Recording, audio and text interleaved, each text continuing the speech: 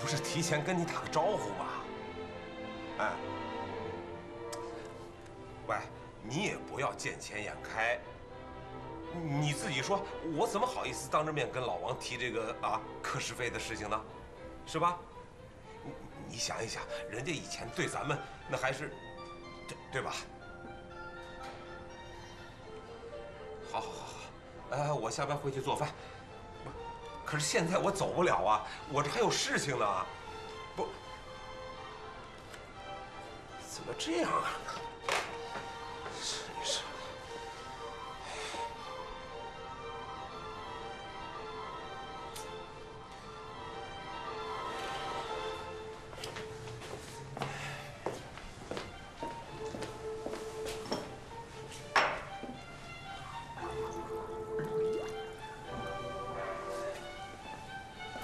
乔小姐，先喝点热水啊。谢谢，不用了。乔小姐，说实话，我不负责厂里面采购软件这一块。我明白的。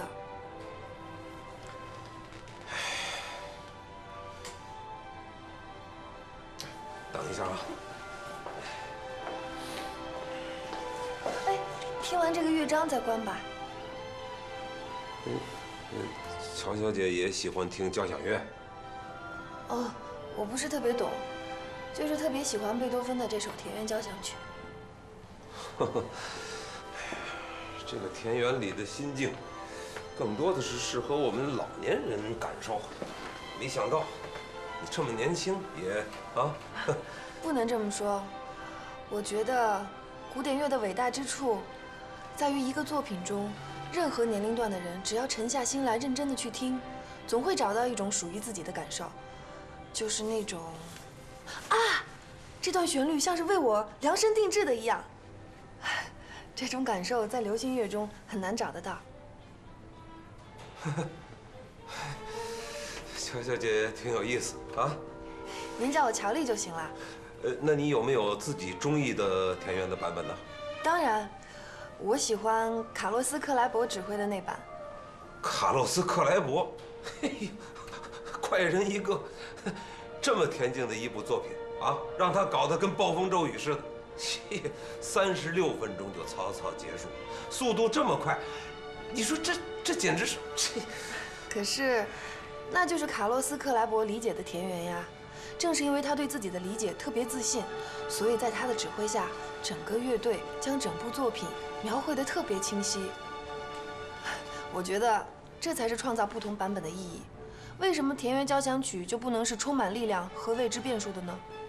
哎呀，我们是老年人啊，那个强调尊重经典，你们是年轻人，喜欢破坏旧格局，我们谁都没有错啊。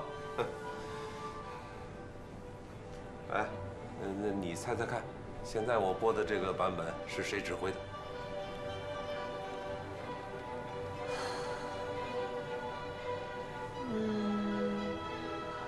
应该不是瓦尔特。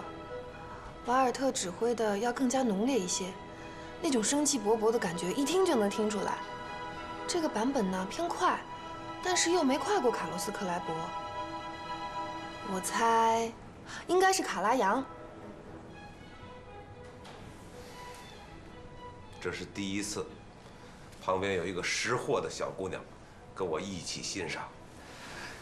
姓氏啊，我真的也不是特别懂，就是敢说，不怕为您笑话。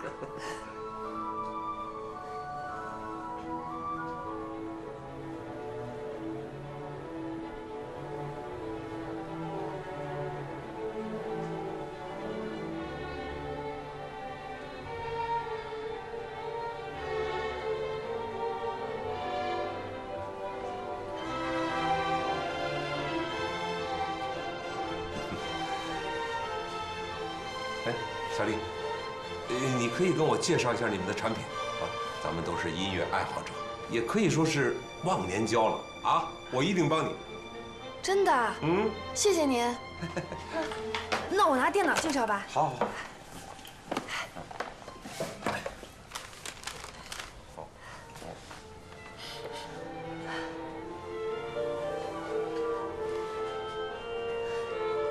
您看一下，我们公司研发的这款 AVB 系统软件呢，是针对媒体供应商的，一般是在技术升级的环境下应用。给您打开演示。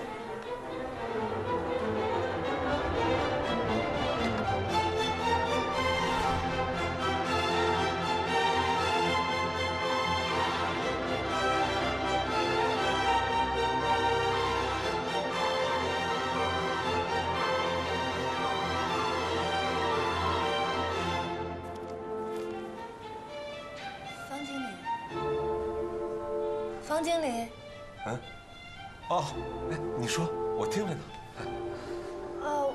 我的介绍就到这里了，您还有什么问题吗？问题？没有问题。哎，小乔，你说，我做点什么能帮上你的忙呢？如果工作往下一步发展，我希望跟精通的工程师，也就是您还有王桂林厂长们继续保持联系，就我们的合作展开一些讨论。到时候我们赛斯的主管也会出席，比如说我们可以开个会呀，但是不一定要在江州，可以去海南，海南有我们的培训基地，您呢也可以带着其他工程师一起去，我们这个项目的负责人和我也会一起去，这样，第一方面沟通感情，第二，谈事情也方便。绝对没问题，这件事情我一定帮你。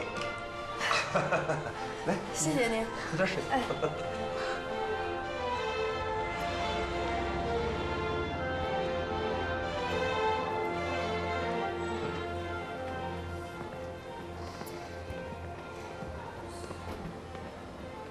我的情报是，赛斯刚刚派了一个由前台转为销售的小姑娘去盯着王桂林了。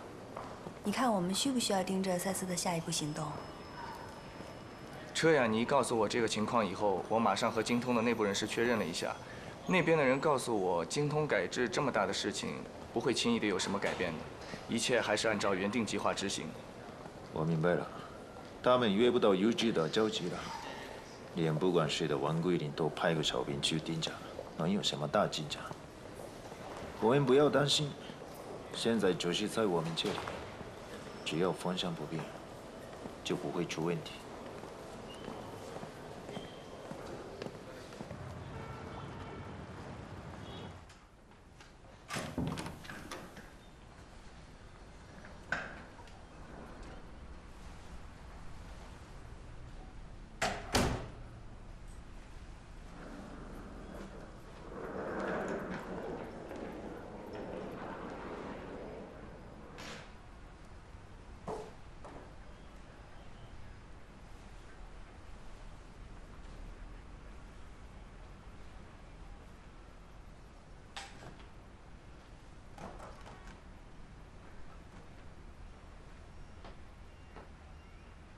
回来了。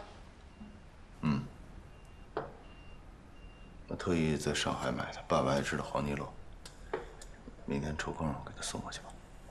哪儿买的？什么牌子？超市买的。牌子我没注意。这是什么万？我爸不吃这个牌子的。都是大超市买的，质量应该有保障。牌子嘛，没那么重要吧？这么多年了，我爸只吃一只顶的宴会级泥螺，这么点小事你都记不住啊？我知道，可是我不是没有时间到处跑吗？还是给送过去吧，好歹是我的心意。泥螺这种东西不是随便什么地方买来都能吃的，那是生鲜，弄不好会有寄生虫啊。再说我爸这把年纪了，总不能因为你的一点心意就吃出毛病来吧？你负责得起吗？现在上海规定，从5月份到10月份都禁止销售泥螺了。谁知道你这些是去年还是今年的？那算了，我把它扔了。哎，把冻在冰箱里那个玫瑰水拿给我，喝完准备睡觉呢。好吧。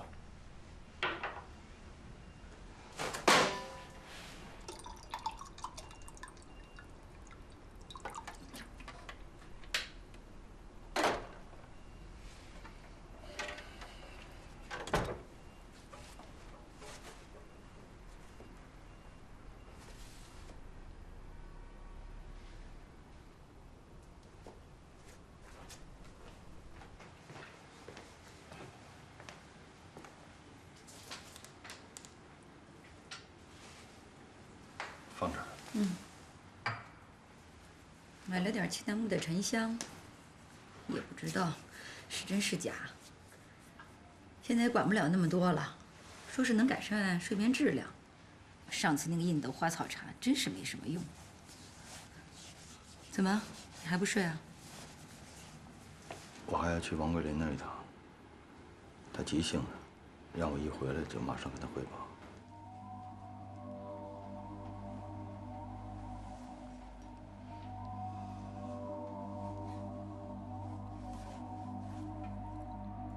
那你得提醒一下他了。现在是非常时期，你让他沉住点气，别横生枝节，自乱阵脚。知道了。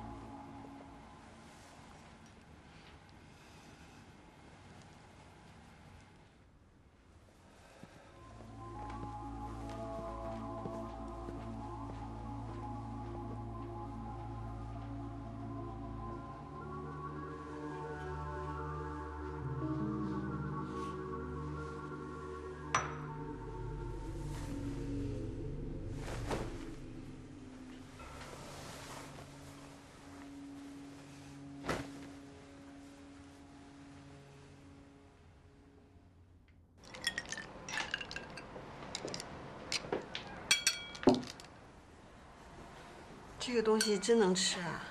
当然能吃，你尝尝。闻闻味道就算长见识了。我保证你尝一口能惦记一辈子。我情愿不给自己留这种后患。吃。煞费苦心呐。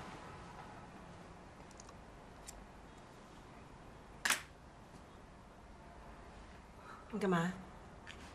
你笑什么？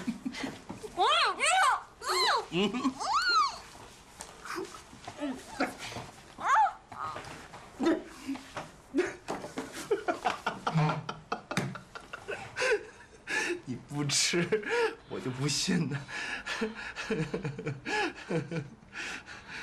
你说你大半夜跑过来，就是为了来折磨我的？味道怎么样？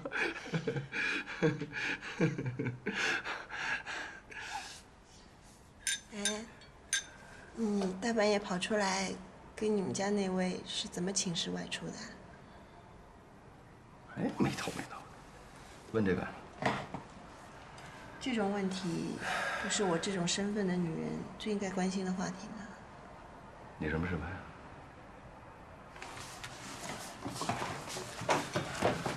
我告诉你，你是什么身份的女人？你是我于志德的初恋，不光是初恋，还是单恋、热恋、还婚恋，从头到尾都是你，明白吧？笑什么？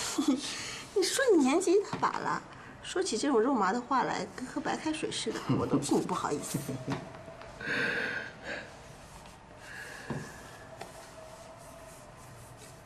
哎，好像还可以，蛮好吃。我跟你说过嘛，就像于志德一样，吃一口让你惦记一辈子。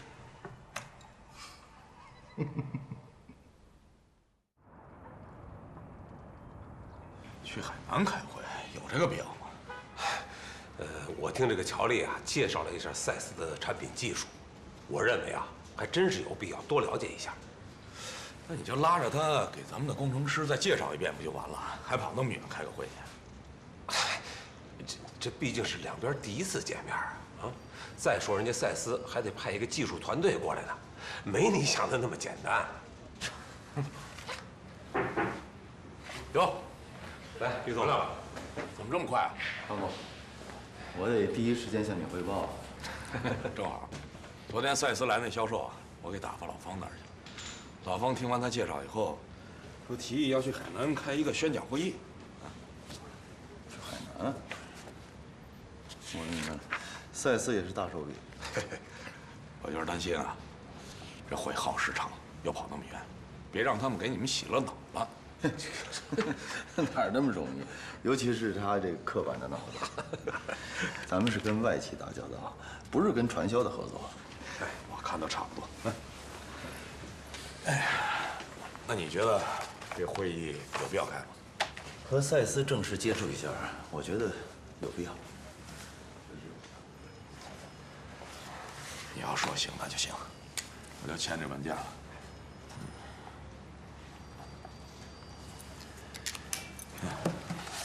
你去组织工程师。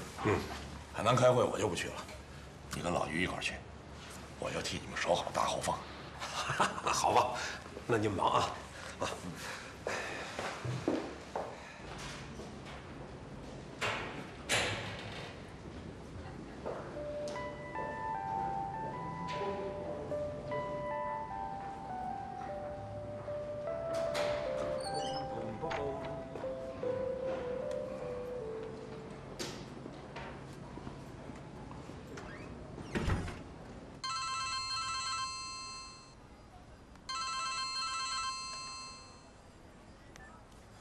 喂，方总工，您好。你好，你好。刚才我跟王厂长讲了咱们海南会议的事情，但是他这个人古板得很呐，他觉着没有什么用。那怎么办啊？小乔，不要着急。后来我跟王厂长反复强调了咱们这次会议的必要性。主要是加深对对方的了解嘛，不光是产品方面，还有人。毕竟最终合作的是人与人之间的合作嘛，你说呢？对，您说的太对了。那后来呢？通过了。当时2个厂长就同意了。你可以回去准备了啊。回头你把你们那个会议的日程安排给我发过来一份，我好安排厂里面的事情啊。哦，对了，这次带队的应该是我和于副厂长。好，我这就回去准备了。方总工，真的是谢谢您，这次您帮了我大忙，谢谢。你跟我还客气什么呀？啊，大家都是为了共同做点事情嘛。再说了，咱们2个可是忘年交啊。对，您说的对，谢谢您，方总工。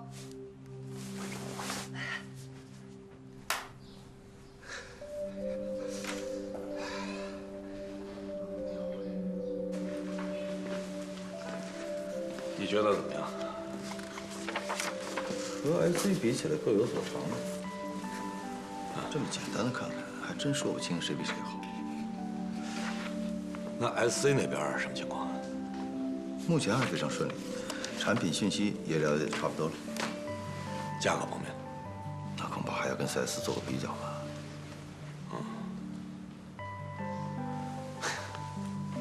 是啊，有些话呢可能不好听，但是我必须得说。为了跟咱们合作啊，我估计这 SC 跟赛斯会想尽一切办法的啊。7个亿的单子，估计他们这一辈子也见不到几个。所以不管从高管也好，销售也好，谁都想在这块肥肉上咬一口。为了他们今后几年不愁吃喝呀，也会把各种各样的好处呢摆在咱俩面前。这种好处放在桌面上，是个人都得动心。但我相信你有足够大的野心，大到根本看不见这些小恩小惠。因为只有精通的发展，才真正能打动你。接下来这 SC 赛斯啊，会无所不用其极，但我相信啊，咱俩都能扛得住。老王，我一直想告诉你一个观点：商人逐利是正常的，你不能要求你面对的国企也好，外企也罢，你要求人家舍弃商业利益跟咱们精通谈判。在商言商，商人的本质就是追求利益最大化，只要他在法律允许的范围之内，所以你大可不必把他们妖魔化。我不是，我接着你刚才的话题，我真的很好奇啊，如果这次我真的栽了呢？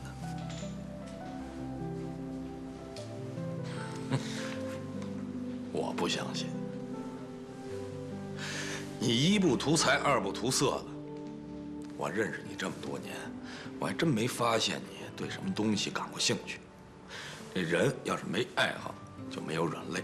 别人怎么攻都攻不破。是人就有弱点，我也一样。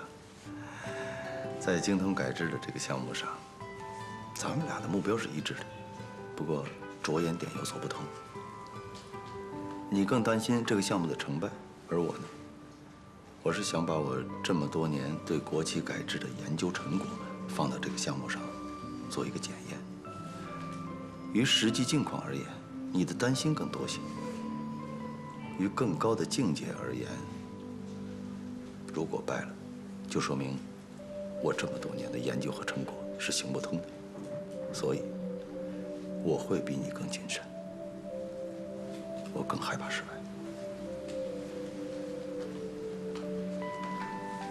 我从来没怀疑过。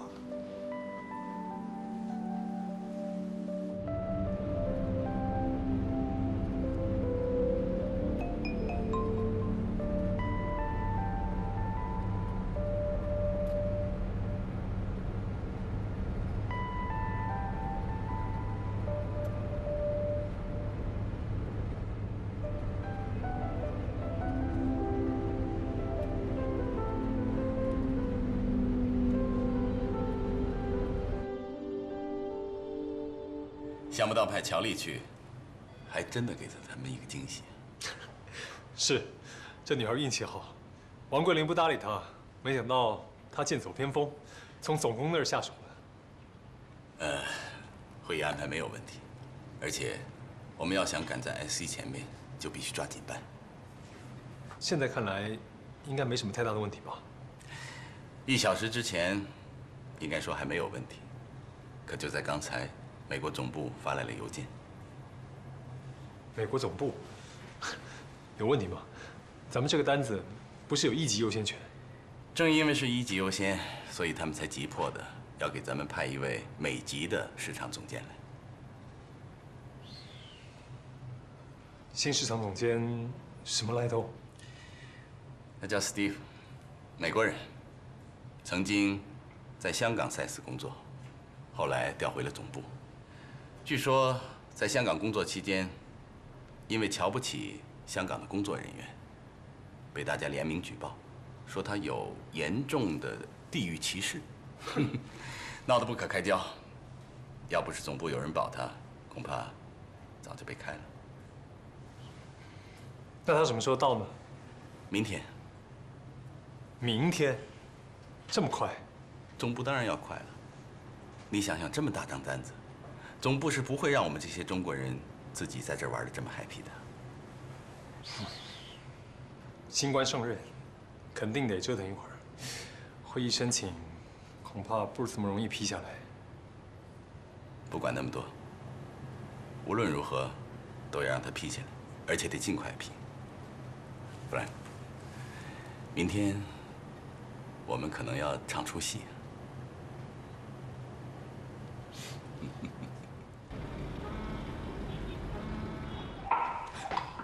你瞧你，人家请你吃顿饭，你就美得睡不着了。大半夜的，干嘛非拉我陪你打球呀？一天胳膊练肿了，我挤地铁的时候连拉环都拉不到。哪是因为他请我吃饭，我就激动的睡不着觉啊？我是因为再也不用去江州见王桂林了。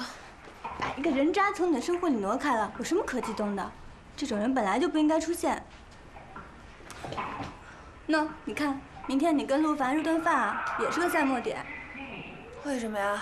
你俩现在是僵持阶段嘛，谁都不愿意先表态啊。明天趁着小酒一喝，小气氛一搞，把赛末点一冲，你俩就成了。可要是这个赛末点没过去呢，就还是僵持着。哎呀，又来了你！本来就是嘛，这男的女的交往起来跟打网球有什么两样呀？啊，一开始都客客气气的，你来我往。先打2轮和平球练练手，你得几分，我也得几分，谁脸上都不难看。可到最后，撑不住了，新鲜劲耗光了，体力也没了，总得有人要开始先扣杀，把这轮结束掉的呀。你等着看，明天你跟陆凡要是搞好了，就是咱们公司又一对秘密情侣。可要是这赛末点没过去呢，就囧了，得经历一段漫长的尴尬期。你就胡说八道吧你！我跟陆帆估计明天也去打和平球。打和平球在公司不能打，一点小事就请你吃饭庆祝。赛斯每年得报销到多少请员工吃饭的单子啊？你到家了还用得着跟他汇报？你就自欺欺人吧你！这也就是陆凡长得好看，对你胃口。如果换成一个浑身肥肉、鼻毛外露的死胖子老板，又要请你吃饭又要报平安的，你早就投诉他性骚扰了，好吧？你恶不恶心啊你？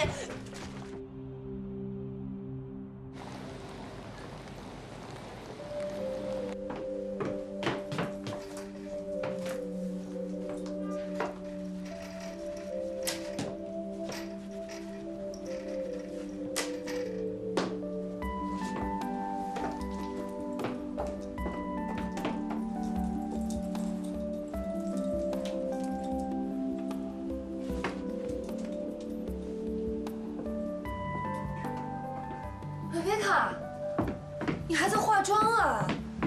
你能快点吗？咱们俩要迟到了。你上地铁化行吗？哈，在地铁上化妆，你是没睡醒吧？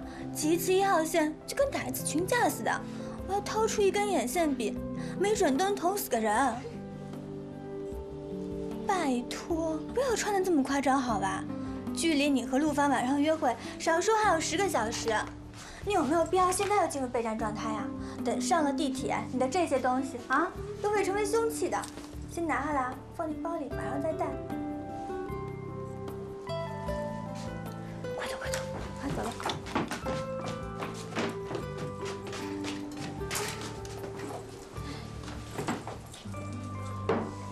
从昨晚上开始就兴奋过度，一点宠辱不惊的气势都没有，真够给我丢人的。哪里给你丢人了？别老是嘲笑我，我是怕生气。还看手脸呢？你就不能淡定一点？哎，你们听说了没有？市党部的新总监已经到了，听说今早6点钟的飞机呢。他下了飞机也不休息一会儿呢。这么快就来了？不是说他下个星期才来吗？早看过照片了，没兴趣，一脸的酒鬼相，典型老美肉食动物。新总监进了办公室啊，到现在都没有出来呢，他也不倒时差哦。据说一直在审核销售部之前送上去所有的申请报表。这回乔丽啊，你们销售部的手脚可被绑住了。对，以后大闸蟹什么样呀，你们就什么样。见过人了吗？就在这编故事。我上楼了啊，中午食堂见，拜拜，拜拜。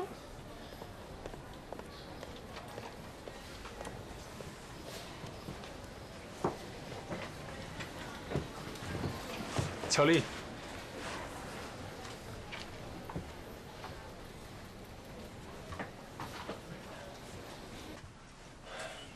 听说了吗？新的市场部总监 Steve 到了。听说了。本来海南会议的申请，我们直接请何总批就好了，但现在 Steve 到了，我们不好直接越过他。京东那边先不要通知，我们等一下 Steve。不会被拒了吧？被拒了有被拒的方法，你放心吧，这是你努力争取来的会议，我一定会尽力促成的。那我先出去了，我先去通知公关公司。哎，对了，晚上想吃什么餐厅，你定一下位子，我怕一会儿忙起来忘了这件事儿，这件事情也很重要。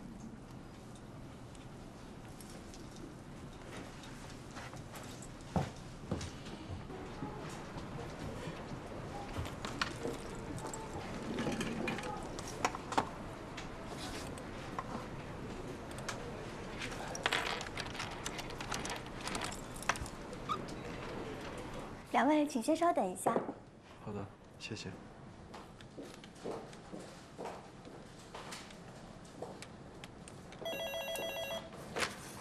您好，赛斯中国。啊，请稍等。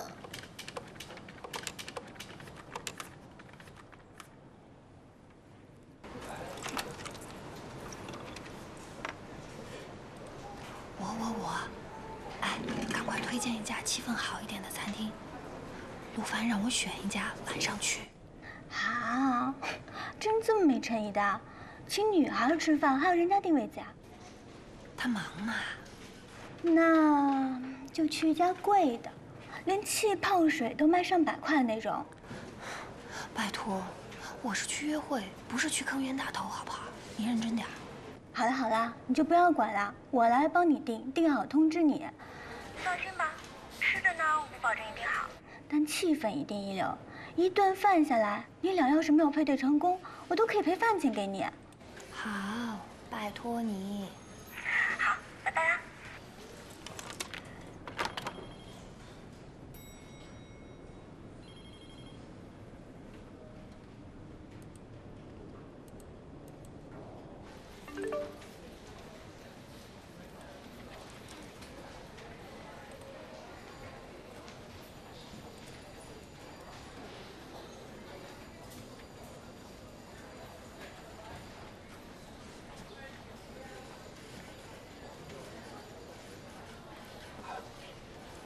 就在这个位置。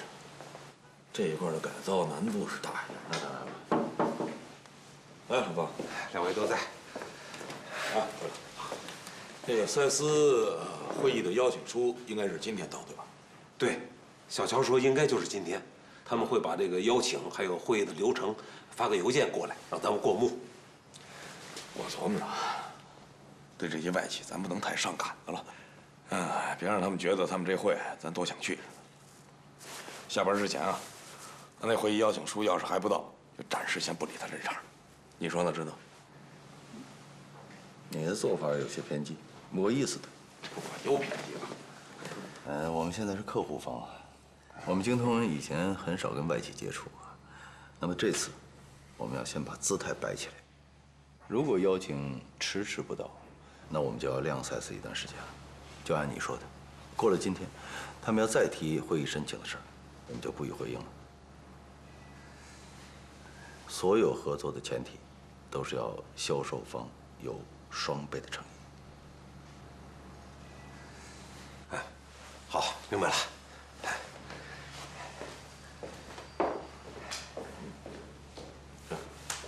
接着来。你好，何总。来，何总，正想去找你呢。果然，和我们担心的一样。他要立威信没关系，但不能耽误我们的正事儿啊。先不管 Steve， 我问你，精通这个项目，你有多大的把握？我觉得现在还在一个瞎子摸象的阶段。这话说的不像是很有信心啊。相反的，我挺有信心的。精通不同于以往的客户，以前的客户就是拿钱买东西，只要找到负责人，然后打关系、谈条件，有各种方式运作。但是精通本身正处于一个剧烈的变化期，全区很难一目了然，只能先开始从局部摸索。但是我相信，它的利润就像一头象，分量很足的摆在这儿，就看谁能先动手把它摸全了。我是担心咱们动手晚了，就会落在 SC 后面。其实我不担心 Steve。一个主观意志强烈的人，往往会搬起石头砸自己的脚。以硬碰硬，这谁都会，并不一定先发制人就会赢的。我是担心你，你的个性是外冷内热，有时候你下不了狠心，这很容易让你失去好的机会。我不会让您失望的。您了解我的处境，我必须拿下京东这个单子。这就好。史蒂夫不批准申请，我来想办法。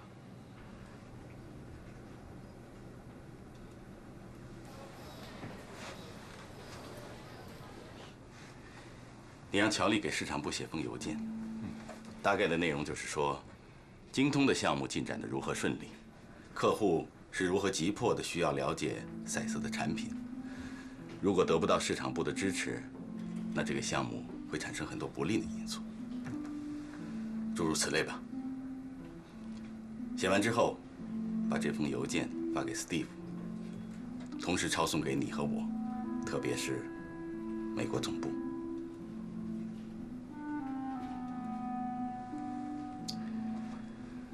这个单子要是成了，乔丽算是立一大功；如果失败，史蒂夫也只能拿他来说事。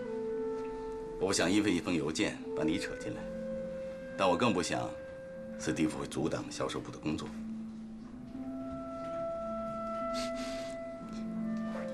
这对乔丽是，对乔丽来说，存在一定的风险，甚至牺牲。但我们已经把风险降到最低，总不能让你和史蒂夫面对这个问题吗？那样的话，将来向总部汇报的时候，这就未免太费口舌了。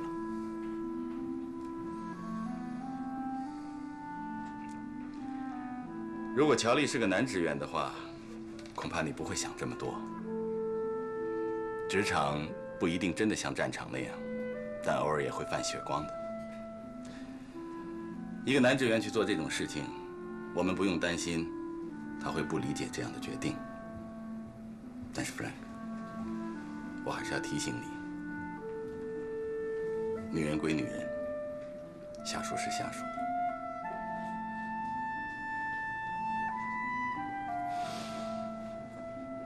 这样也好，一次性的解决 Steve， 以后市场部就不会再找精通项目的麻烦。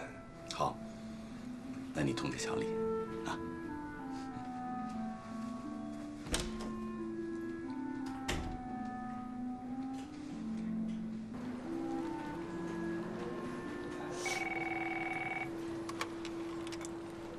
喂，乔丽，是我。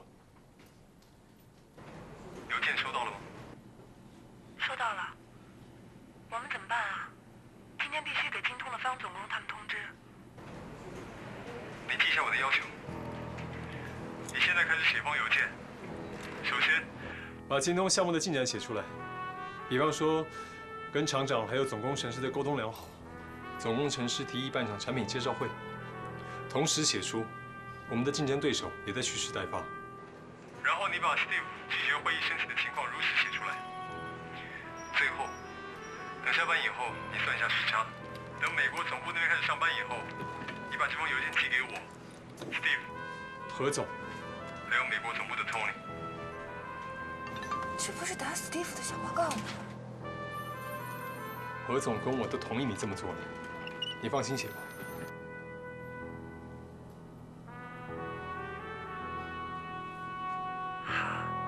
我现在就写。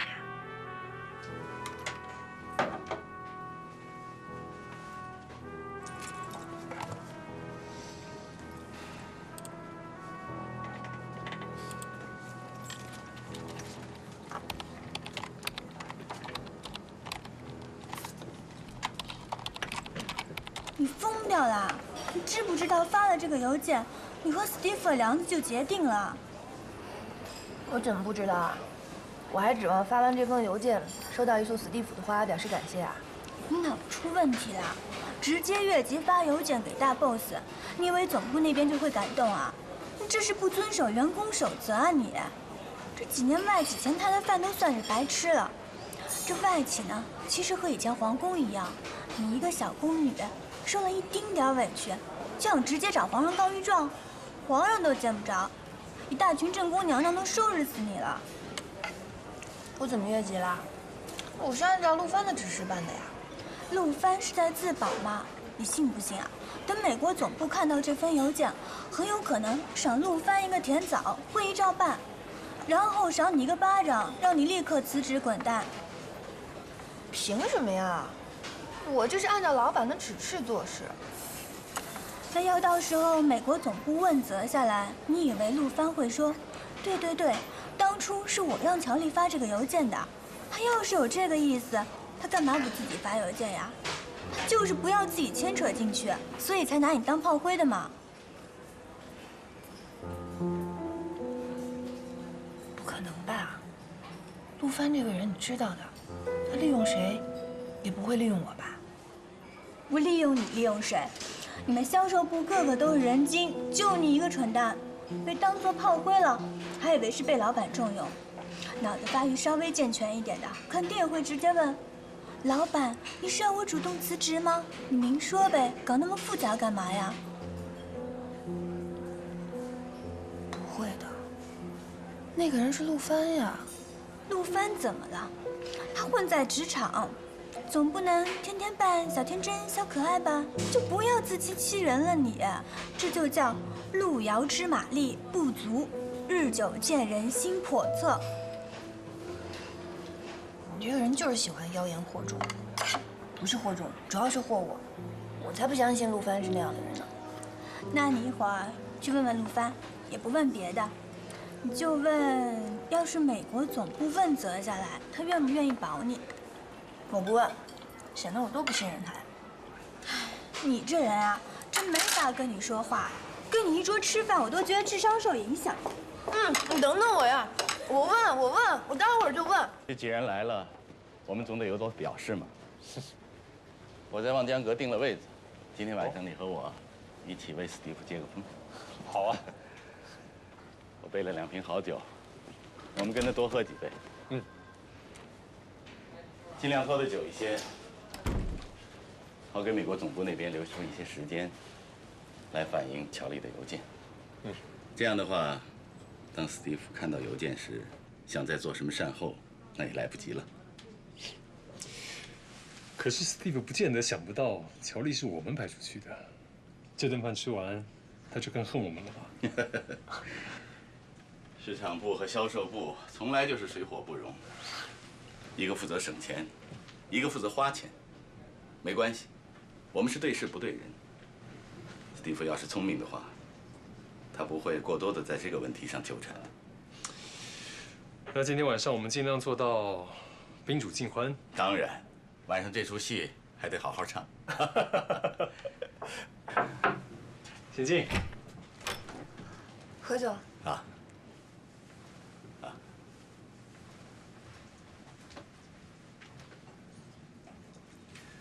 怎么样？邮件写完了吗？陆帆，我还是在想，直接越级给美国总部发邮件是不是不太好？你怎么还在想这个问题？我们现在是分秒必争啊！可是如果美国总部问责下来，我确实是违反了员工守则呀。我已经说过了，这是何总跟我的决定。就没有别的办法吗？你到底想问什么？我就是想知道，如果美国总部真的问责下来，你会告诉他们是你让我写的邮件吗？我只是想要一个保证。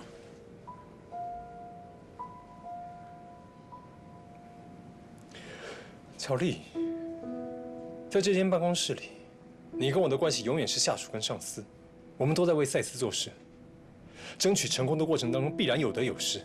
要真的去干了以后才知道胜败结果，现在都还没开始呢，跟谁要保证？上哪儿要保证？你现在坐在销售部的位子上面，有工作可以做，这就是我给你的保证。现在，麻烦你出去，把邮件写完，记得跟金通要一份会议提议书，写好了以后发给我看，我修改完会再发给你。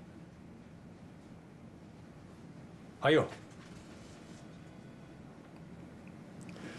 我们改天再约吃饭吧。今天晚上我临时有个饭局。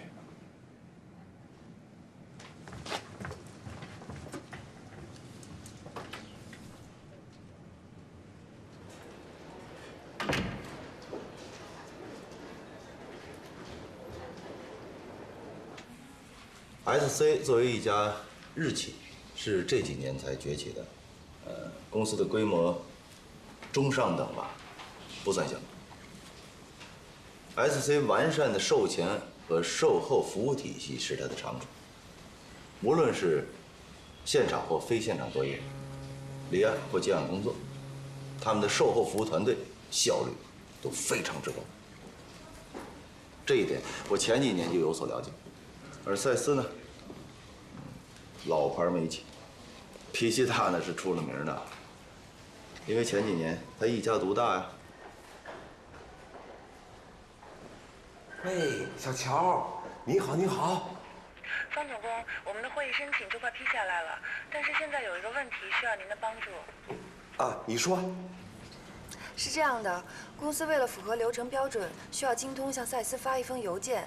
邮件的内容是为了进一步了解赛斯产品，所以希望与精通技术部开一次交流会，会议上系统介绍赛斯产品，并就赛斯产品对精通的帮助展开讨论。没问题，就这些吗？是，真是不好意思，方总工，让您百忙之中还得抽出时间来帮助我们，但是会议的审批流程里边必须有这样一封邮件。别人的忙我不敢说，你小乔的忙我一定得帮啊！你放心，等一会儿呢，我去跟王厂长打个招呼，过一会儿就给你发过去，好不好？好的，谢谢您，方总工。你跟我客气什么呀？啊？哦，对了，我听说上海这2天变天了啊，气温低，你自己千万要注意身体啊。谢谢，谢谢您。这样啊，我把邮件发过去以后，你让公司的售前给我单独发一份产品简介，还有技术交流的 PPT， 我先拿回家去，自己仔细的研究一下啊。好的，我马上让他给您发。好，那我现在就去办这件事儿啊。哦，我期待着在海南和你一起接着聊音乐，好不好？好，我们海南见。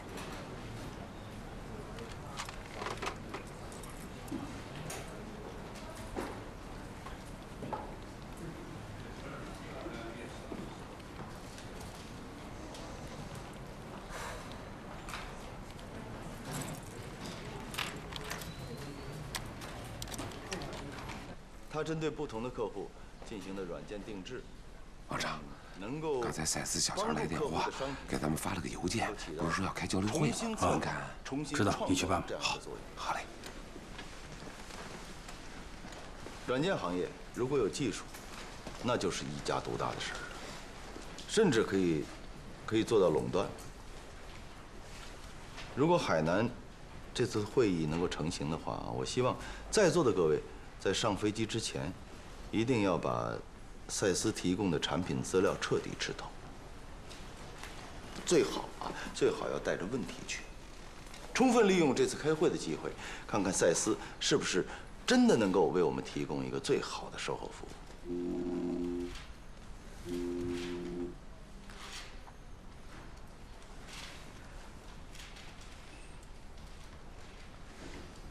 对不起啊，咱们继续。那下面大家有什么问题啊？有什么问题尽管向我提。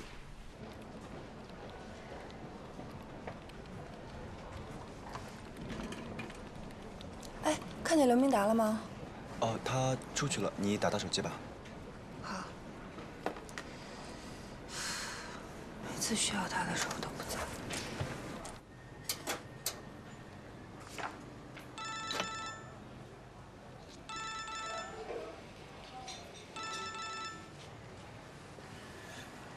喂，乔丽，有事儿啊？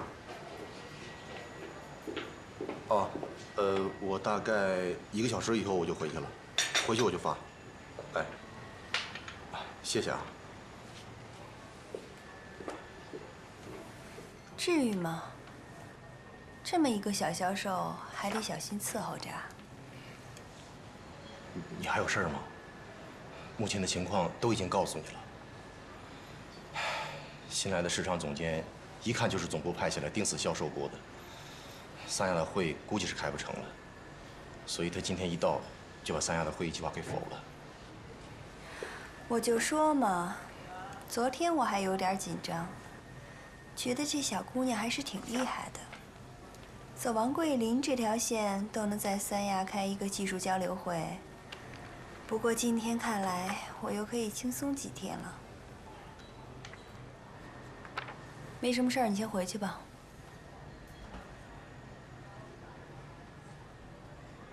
怎么，还有话说吗？这次不能按照上次的价钱给了。这次不一样，那毕竟是个7亿的大单子，我冒的风险很大的。再说我也需要钱。明达，谁都需要钱。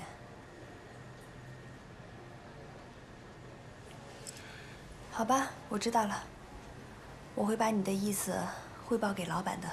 不过具体多少，我真没办法告诉你。我能向你保证的就是帮你争取一个最大的利益，你看这样行吗？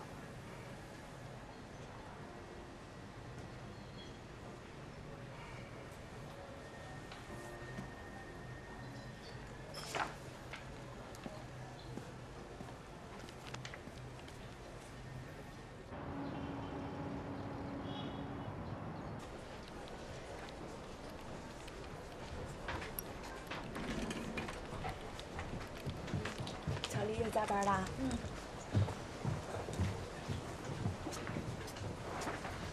哎，你还不走啊？走了。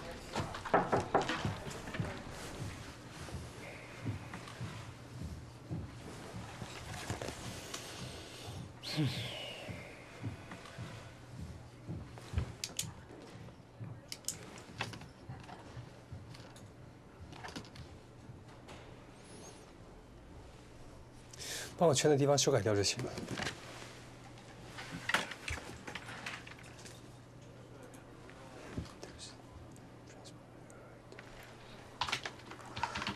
你把邮件里边有关你跟何总的部分删掉了？照我说的去改，好吗？为什么？因为这封邮件必须这么写。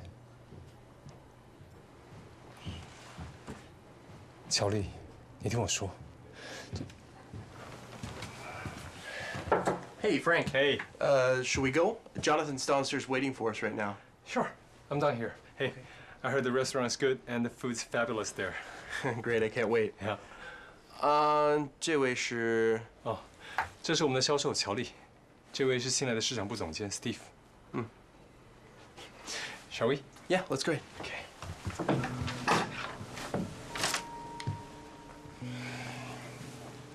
照我说的去改。 我相信这是个正确的决定。文件修改好以后，寄到我的邮箱里，我会立刻给你批示。Let's go. Yeah.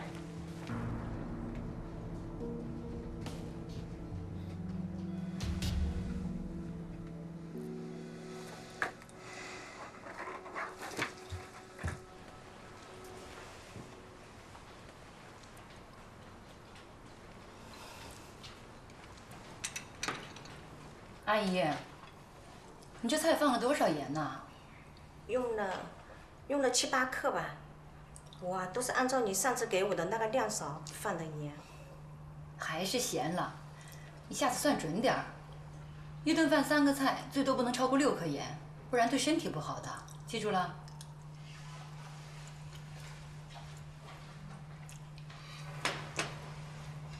过2天我也要去上海。 有一个酒店开业，非要让我去。你抽点时间陪我一起去吧。到时候再说吧。精通最近事儿挺多。你提醒过王桂林了吗？他心里有数。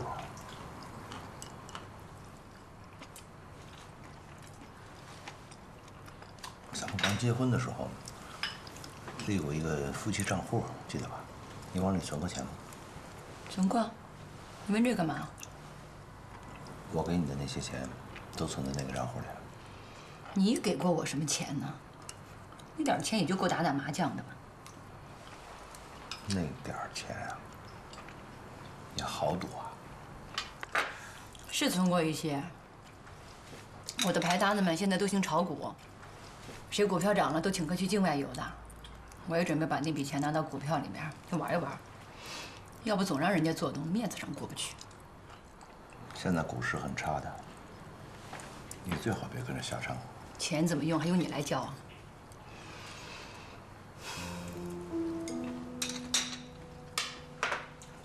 郊区那套别墅也该装一下了。我答应素贞他们过年的时候让他们去玩的，你看看。 哪种风格好？这个就不错。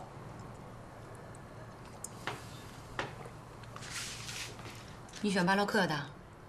嗯。好。那我就让他们装成地中海的。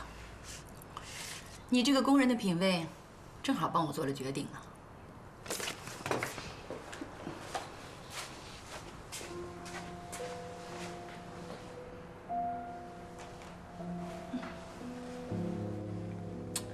从这个角度看，上海啊，它跟香港还是有很多相似的地方。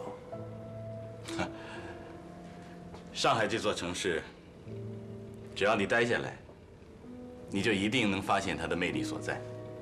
它就像是个精彩的女人，永远会有让你意想不到的那一边等你发现。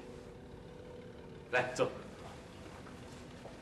不过，上海的女孩也非常精彩，非常符合我的想象。Frank， 今天在你的办公室遇到的那个女孩叫什么？乔丽。对对对，乔丽。她也非常像我想象中的上海女孩。来，来 ，Cheers。Cheers。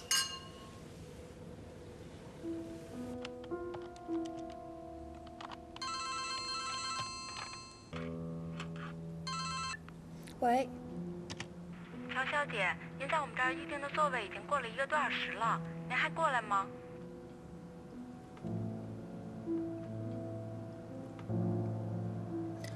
取消吧。好的，谢谢。不客气。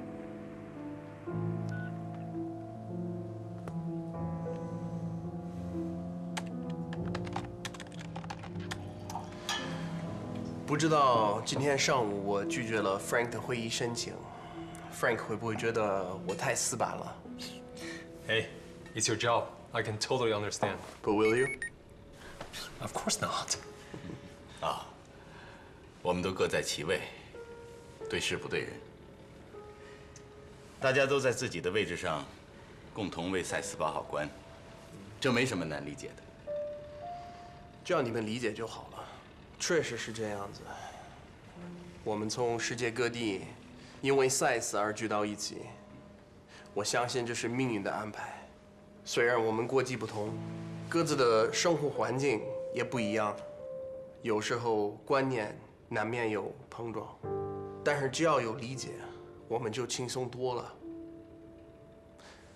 我呢，带着美国严谨的管理方法，你们呢，带着中国人的智慧和勤奋，为这个公司赚钱。我们一起为赛斯创造辉煌。说得好。来，来，我敬你 ，Frank。哎。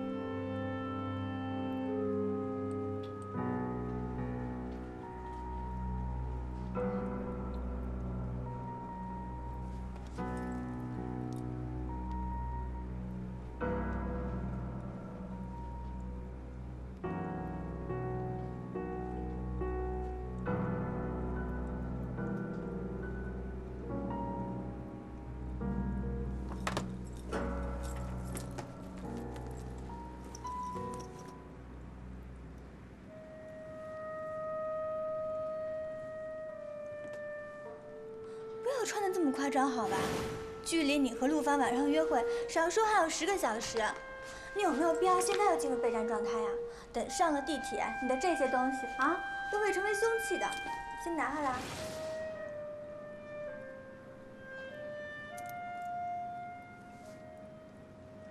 中国的豆腐做的。哦，豆腐。对，看不出来是豆腐呀。真的。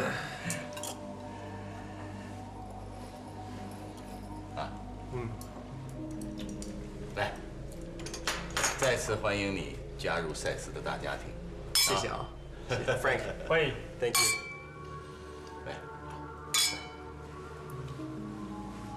来，这杯酒喝完喽，你也早点回去休息。好，我们以后还有的是机会啊，出来吃饭，一起深切的领略上海。啊，好，来，好，谢谢啊，谢谢你们的热情。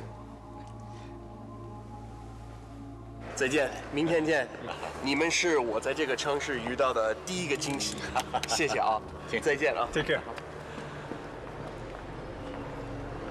拜拜啊。再见。再见，谢谢。发了吗？发了。是按照我们所想的写的。字字血泪，可以作为以后赛斯炮轰邮件的样板。想不到这个女孩还挺厉害。啊，我送你们。我还得回公司一趟。好，那明天公司见。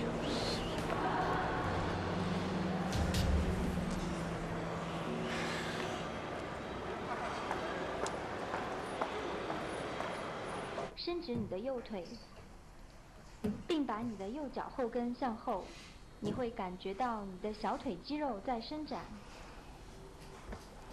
慢慢抬起你的头和胸部，重复5到10次，然后慢慢的回到起始姿势。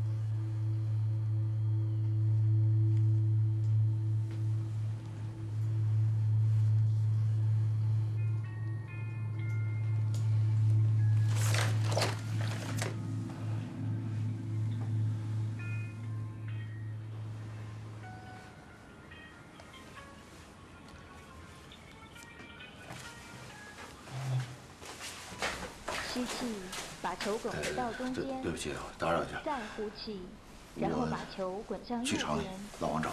在整个练习中，这么晚，要注意保持你的大腿内侧和整个躯早点回来。贴在球上。你先睡吧，别等了。重复这个练习1到2分钟。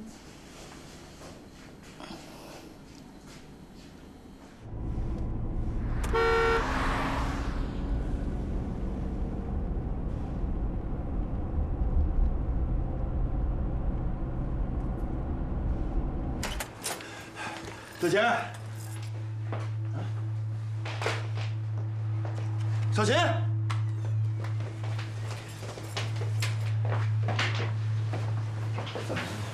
啊，好冷。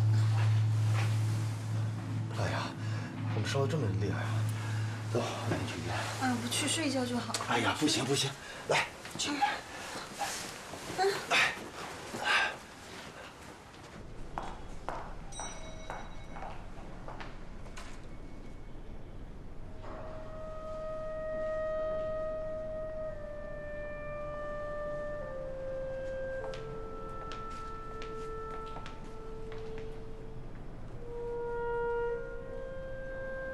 还有什么指示吗，老板？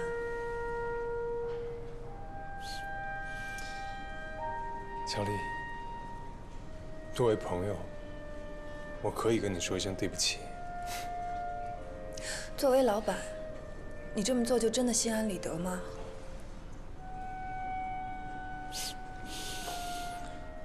在职场里，你可以活得称心如意，可以活得顺风顺水，但是要活得心安理得，乔丽，有些时候真不是那么容易。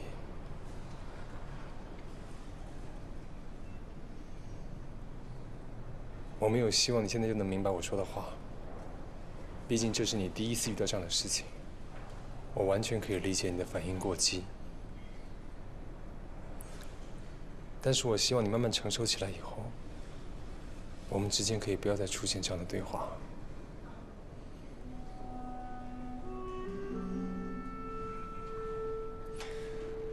没有请你吃晚饭，补你个夜宵，行吗？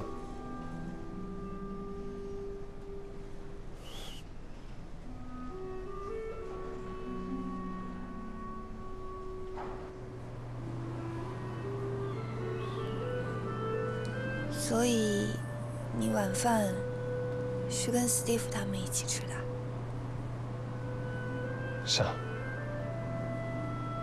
那史蒂夫是个什么样的人啊？不说他了，你想吃什么？只要不是那些动刀动叉吃正经饭的地方，其他什么都行。行，都随你。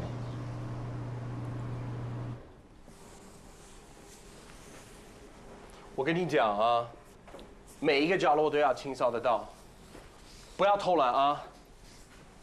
我会详细的查，不可以出现一点点灰尘啊！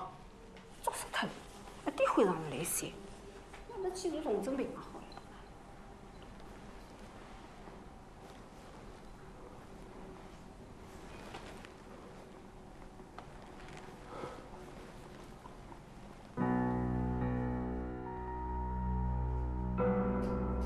No, it's impossible. 先生，房间打扫好了。在你的办公室遇到的那个女孩叫什么？乔丽。Possible.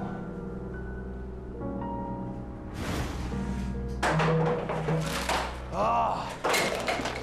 怎么可以这样子 ？How can this be？ 你立马把这些东西给我收起来。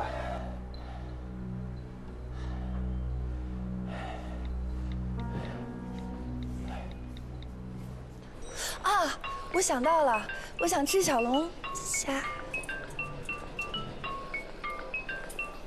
何总电话。喂，请说。Frank， 你马上给我解释一下这份邮件的出现，好不好？什么邮件？你什么意思？难道你没有收到吗？你们的销售人员乔丽，因为我拒绝批准你们的会议申请，所以发来了这封质问邮件，而且他还抄送了一份给何总还有美国总部。你会不知道吗 ？Steve， 你先冷静一下。我快到家了，我会立刻查阅你说的这封邮件。奇怪，我之前都没有听说呢。如果他是寄给你之后又 CC 给美国总部的话，那他确实做得太过分了，我会追究他的责任。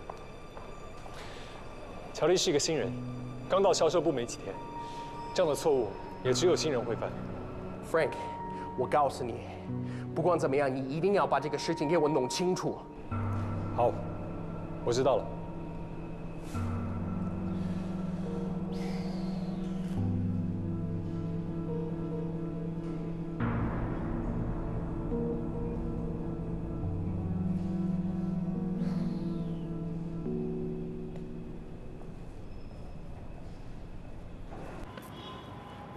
怎么烧成这样才送来医院啊？应该早点送来的嘛。我出差了，他也没跟我说。身体这么虚弱，就不要乱吃东西了。烧成这样是很危险的。好，我以后注意。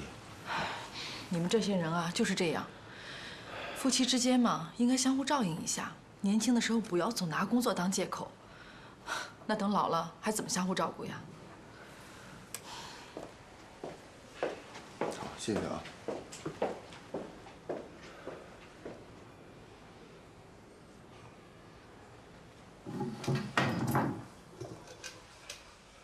真倒霉，实在是太难受了。你都吓死我了！怎么搞的呀？怎么突然就上吐下泻了，还发烧？你说，会不会是那天尼罗吃坏了？果然那种奇怪的东西是不能多吃的。那也没有你那样的，一晚上都吃一整片儿。那还笑？那就怪你。那好，怪我。你说，让我怎么赔你？罚你赔偿1晚上。没问题，我赔。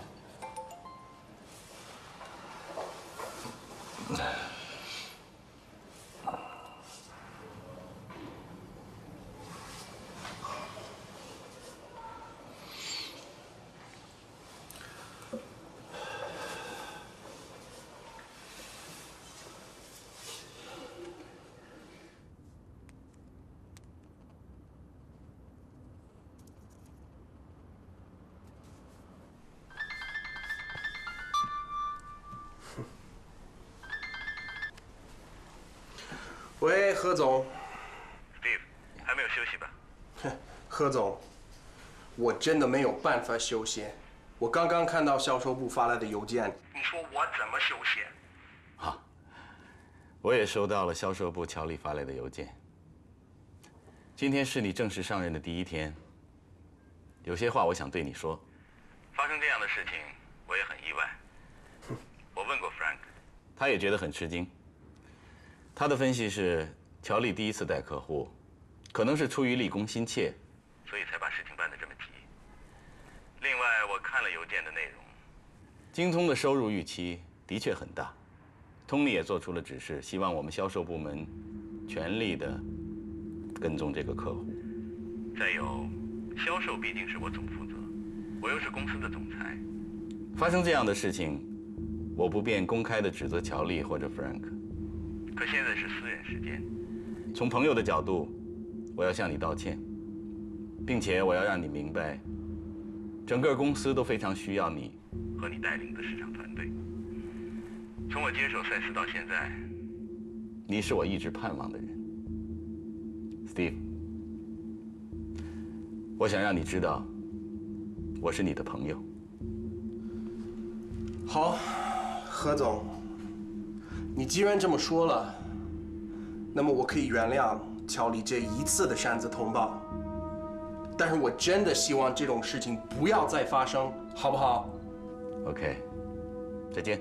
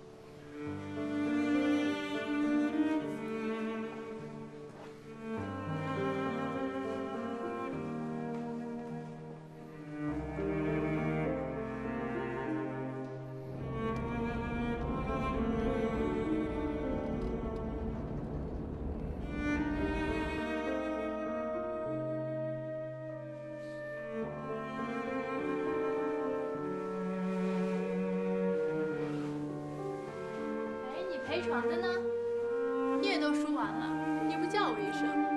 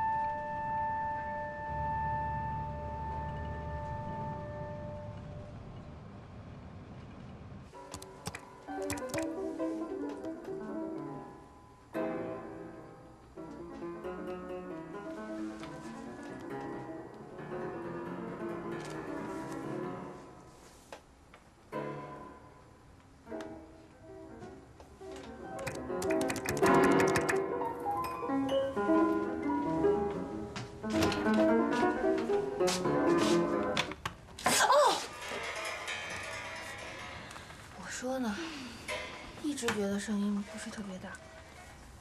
你这听的到底是什么呀？啊，怪腔怪调的。我放几只猫在钢琴上，让它们随便打个滚，出来的声音也比这个好听吧？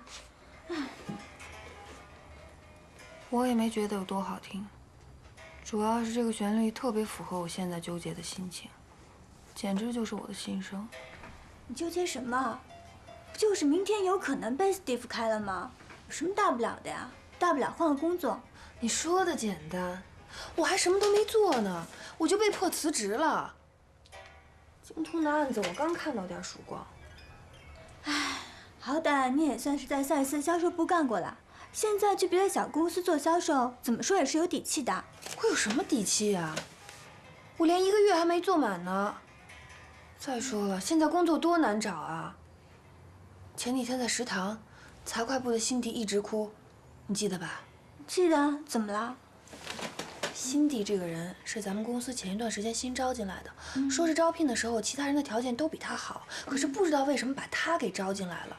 那到底为什么呀 ？HR 的人说，他身材胖，长得圆圆的，一个女孩子，嘴上面还长一排小胡子，看起来像足了招财猫。反正那工作岗位又不是特别重要，还不如招一个吉祥物，让大老板进进出出的看着高兴。啊！你说像我这样的要是被开了，1没有能力，2我又不像招财猫，我怎么办呀？你怎么没长处呀？你的长处就是听老板的话呗。老板只要一发话，什么糟烂事你都抢着去干了。今天中午吃饭的时候，你不还自信满满的觉得陆帆会保你吗？怎么啦？你现在看清楚真相了？哎，你说为什么他朋友和老板之间的身份瞬间转换的那么快？其实呢，现在没准陆帆比你还委屈呢。为什么呀？这就是办公室恋爱不能谈的原因啊！你想想，要是你跟陆帆在不同的公司，哪有这种事？一个正常男人，要不就是在公司里表现真善美，在生活中做小人，要不就反过来，在公司里做小人，回到家了对女朋友百依百顺。你总不能要求一个男人啊，他只有圣人的一面，没有罪人的一面吧？你跟陆帆就是不识相嘛，你也就算了。陆帆他一个职场老油条，你要他怎么做呀？啊，为了你去跟何总拍桌子瞪眼，说这是我的女人，你凭什么要让他去踩地雷呀？要发邮件你自己发，你个死老头！你跟陆帆17岁呢，还陪着你一块演韩剧呢。可是吧，哪有那么多可是呀？你呀就是想的太多了。别人每天朝9晚5，目标是月底拿月薪，你也是朝9晚5，可你想要的太多了。你又想要钱，又想要人，结果就乱套了，完全就跟这个音乐一样，完全搞不清楚哪段才是主旋律，从头听到尾都像是乐队在试音。睡觉你再听要做噩梦的。哎呀，听你分析完了，我连失眠的力气都没有了。那就对了，好好的睡一觉，明天的罪明天再受。你今天就摩拳擦掌的，有什么用呀？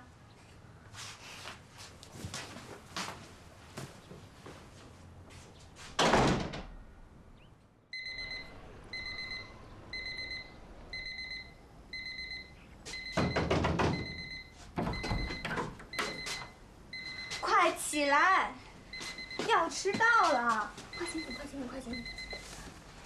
赶紧起床，赶紧起床，要迟到了！我不想去公司，快点，不想去！快起床！再睡5分钟，让我在美好的世界里边再待5分钟，就5分钟。没有5分钟好睡啦，你赶紧给我起来！快点，快点，真要迟到了，来不及了！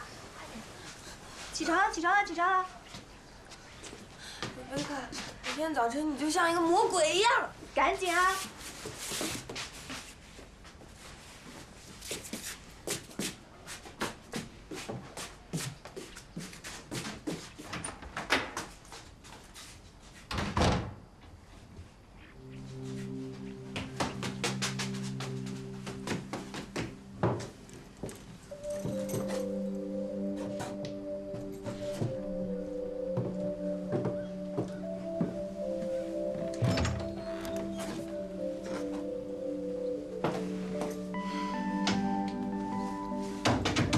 强烈，市场总监 Steve 找你。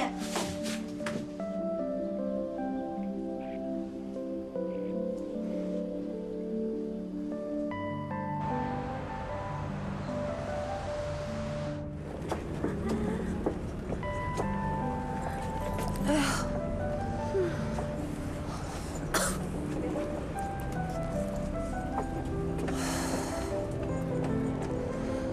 是今天真被辞了也好，以后就不用挤车了。要是真被辞退了，你不光没车挤，你还没饭吃了呢。还是祈祷一下这种事情不要发生吧。我今天要是被辞了，以后每天我要做的第一件事儿就是早上8点拿一个小板凳，坐在公交车站上，看着你们这些人往这沙丁鱼盒子里边钻，一边看一边喊加油。看看，要是中国白领都你这心态，这社会得多畸形啊！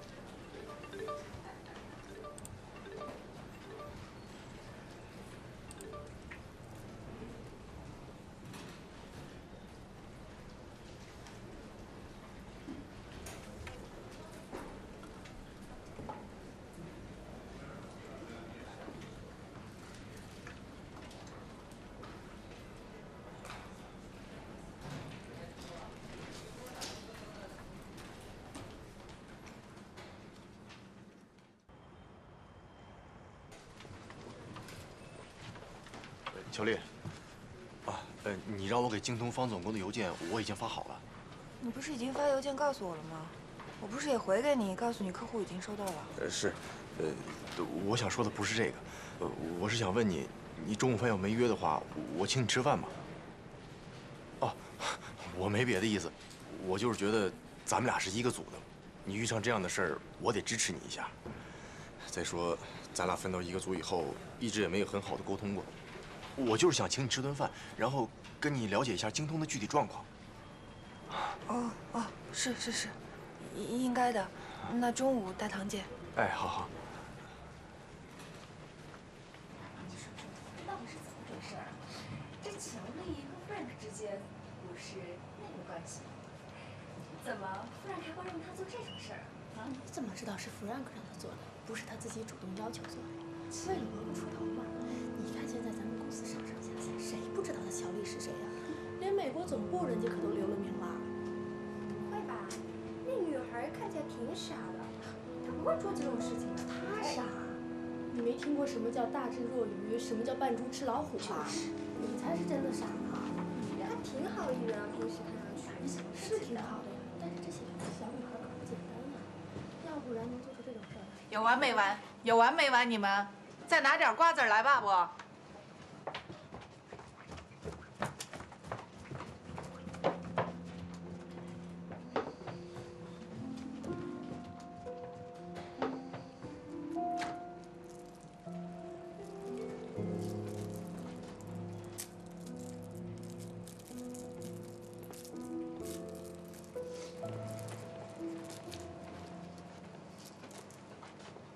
一会儿让刘明达帮你换一下位置吧。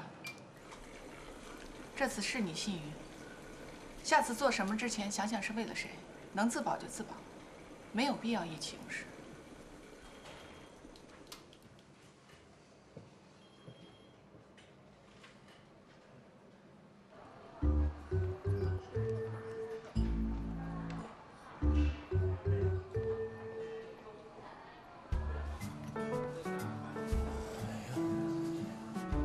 真挺惊心动魄的啊！没想到这中间这么多波折，这么多柳暗花明的事儿。你看你做销售才几天，你都赶上别人几年的经历了，是不是？服务员，买单。乔丽，我去买咖啡，你要吗？前门打开后，请前行。Please proceed。前门打开后。谢了，我只能上午喝咖啡，下午喝会睡不着觉的。行，那你上去吧，下午见啊。拜拜。拜拜。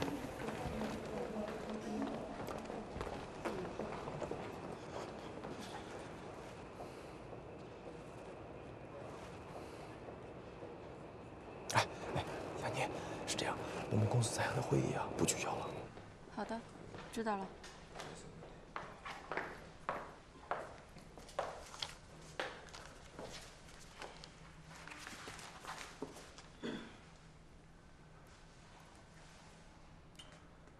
怎么可能会这样啊？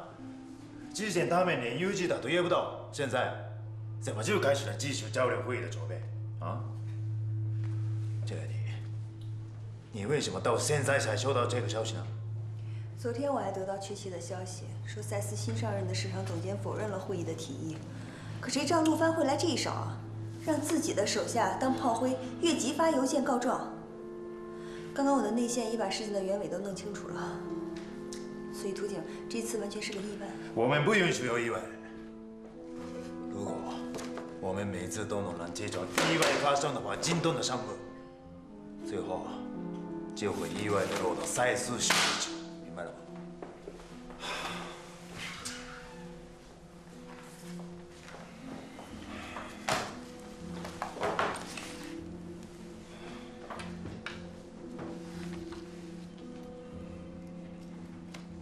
不会，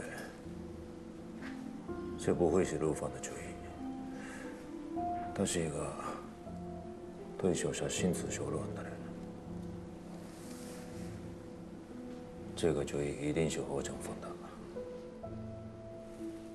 小李，那你为什么没有事先得到消息呢？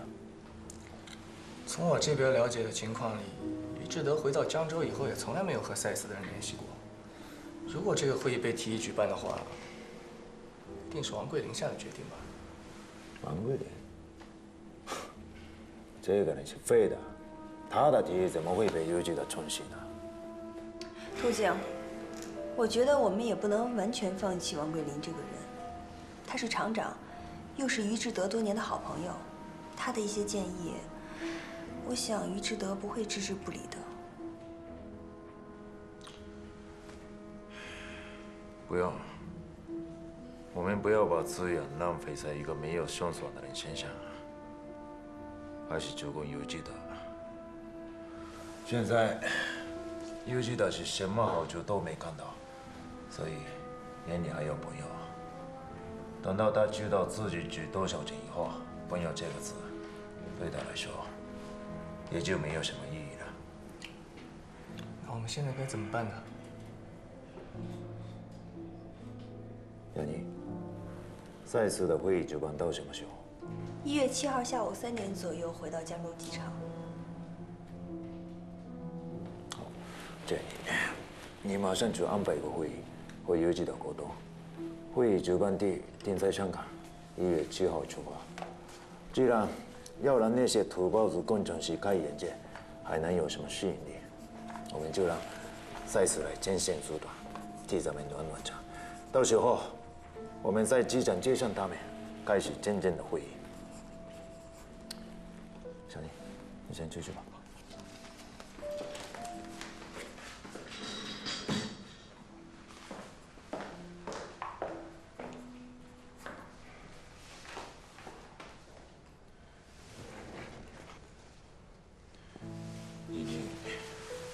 邮局的那边，你要随时主动联系着。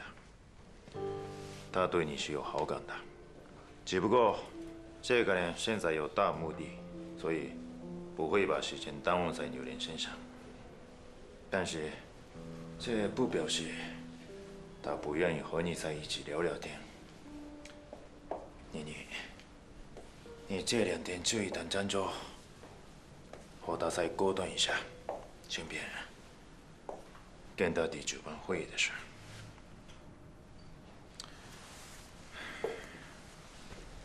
刚才完全是因为工作，希望你不要介意。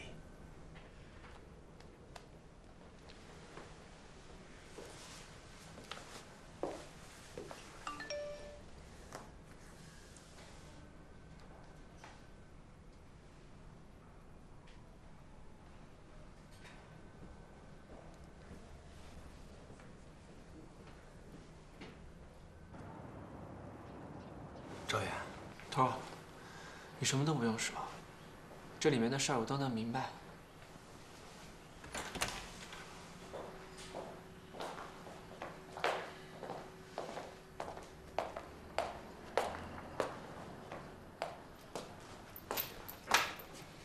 辛副处长，这有个文件，麻烦你签一下啊。嗨，去，别拿这事儿开玩笑啊！拿着。现在都升副处长了，什么时候帮你换办公室啊？这个正处、副处在一起办公，不大好办吧？嗨，换什么办公室啊？就这一官半职的，我可没那么在乎。要不晚上我们去庆祝庆祝？我让东阳打电话联系。赶紧啊！行。小常，哎，来了，来了！楼下家具厂送把椅子过来，一猜就是我们新处长的椅子。哎呦，赶快拿去！哎呀，这椅子看高档。啊，不错，可以吧？来，怎么样，小常？这是定做的啊！身高体重都量了，拆。来，我怕办公室坐久的腰椎出问题，特意在椅背背后加了一个小按摩器啊。哎呀，怎么样？这下你暗爽了啊！人家不知道的以为你是在上班，知道的你在按摩呢啊！你小子，哎呀，以后中午睡觉那叫一个舒服。对，放下。哎呀，这椅子啊，舒服啊！哎呀，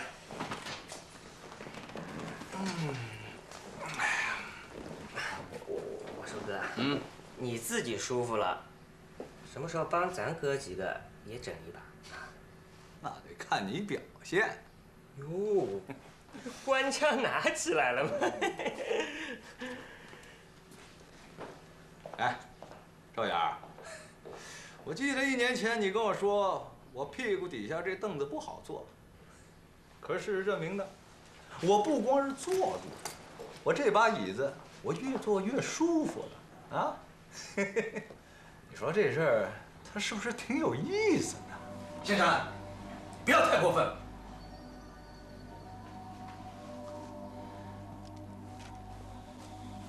星辰，树大事好乘凉。但是我坚信，就冲你这种儿子，你们家肯定会有树倒猢狲散的一天。而且这一天快了，从今天开始，我一定天天看法制节目，等着你这张脸在电视上出现。希望到时候，你还能笑得这么自然。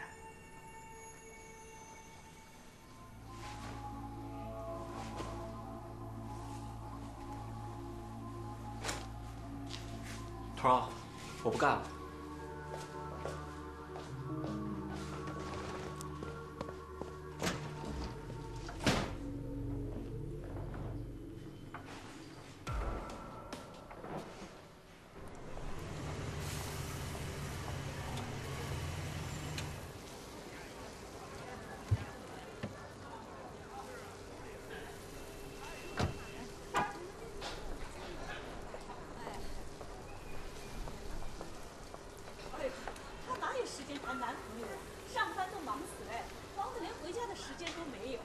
再说，他年龄也不大，对吧？哦哟，再忙嘛，她谈男朋友总有谈的呀，不然的话，过了黄金段就难找喽。再说了，现在剩女啊太多了，电视里的这个相亲节目啊、真爱网啊，才会这么火的。我早就跟他说了，随便你结婚不结婚，你要是结了婚生了小孩啊，也不要我带。我辛辛苦苦把他带大，就是盼他生小孩啊。我盼他什么？盼他能出人头地，找一份好的工作，给我挣钱回来。哎，这一切我们家妮妮都做到了。前2天他回来，哦呦，给我和他爸买了大包小包很多东西呀、光一件羊绒衫花了多少钱，知道吧？3000块啊！要是他结了婚，生了小孩，能给我买那么多东西吗？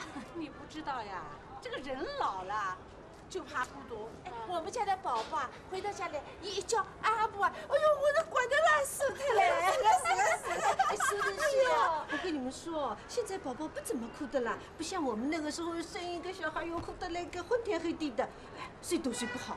你知道什么道理吗？那现在的小孩吃得好呀。哎，你们家宝宝吃什么奶粉啊？进口的，进口的。哎，对，我们家也是的呀。哟，这真口啊！哎，我要先回家抱宝宝睡觉去了。是我儿子宝宝，哎呀，宝宝看来，哎，你来过来，你看你，哎，好了，宝宝回家了，宝宝回来了，哎呦，我们宝宝就回家喽。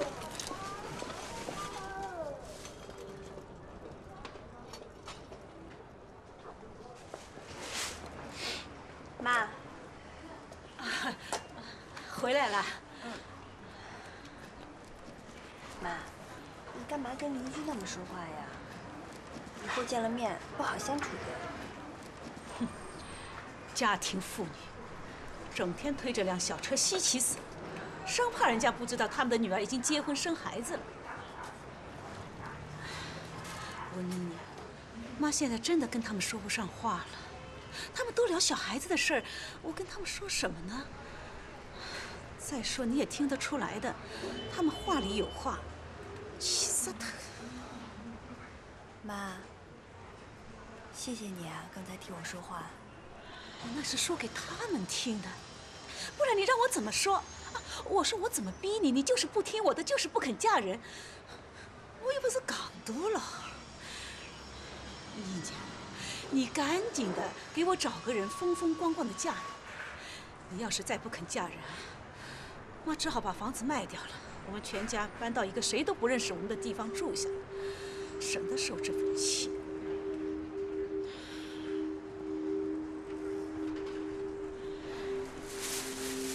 行了，回家做饭去了。上回你没吃好，今天妈给你做好吃的。走吧。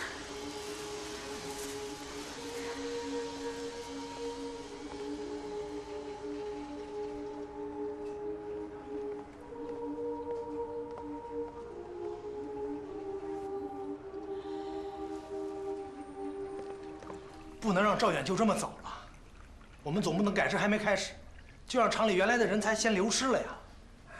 小陈啊，你说的我都明白，你的气愤我也都懂。坐下，你坐下说啊。赵远的个人能力是非常出众的，但副处长这个位置您没让他做，新陈这种。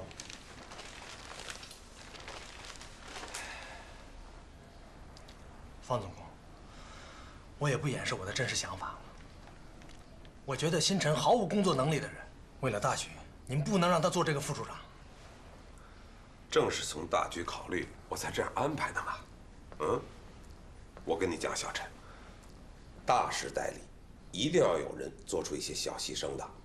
赵远就是做出一个小牺牲而已，啊，当然了，我明白你不舍得他走，我也不舍得他走啊。可是人家如果想另谋高就，那我们也不好勉强人家，你说呢？至于说提拔新陈上去，我只能说，那是物尽其用。你试着明白吧，以后你们一正一负，好好合作啊。这对赵远来说，有点不太公平。公平？哼，那你跟我讲讲，现在什么事情公平啊？啊？对，你先看看这篇报道，看看。苦读4年，啊，就换来这么一个结果，你说这公平吗？啊？比较一下，你们算是幸运的了。现在有多少人打破脑袋想回到国企里面来啊？所以要知足，啊，不要想那么多。我跟你讲，在国企里面做事，最重要的就是不要凡事都追问意义，领导的指示就是意义。你在京东厂也待了几年了吧？这个道理晓得吧？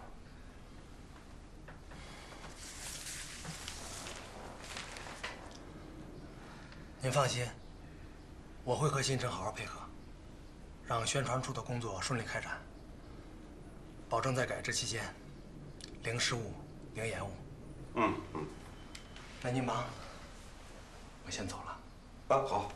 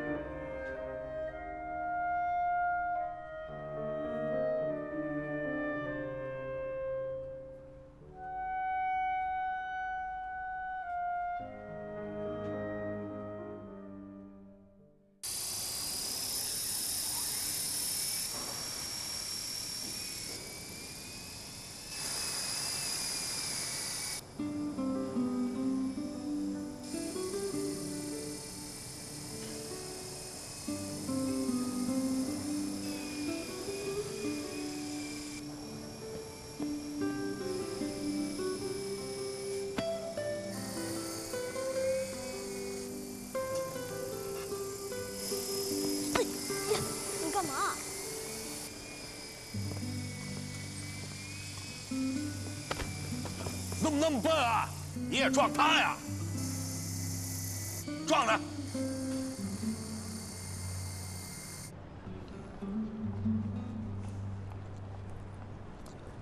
挺起胸来，好好走路。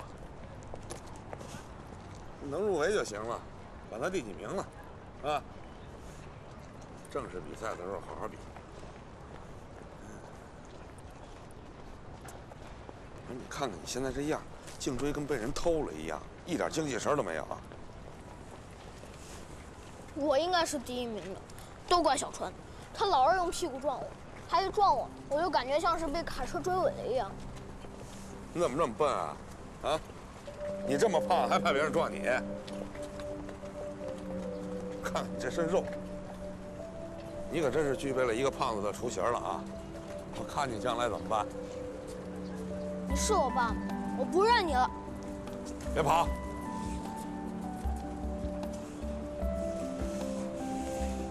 后天吧，爸爸带你好好练一练。到了晚上，咱再好好研究研究这航模，看能不能给他升个级。真的？真的。到后山那片空地，啊？好吧，你是大人，说话要靠谱。先生，请问需要点什么？有适合女孩子的防晒霜吗？请问是在什么场合下使用呢？在海边。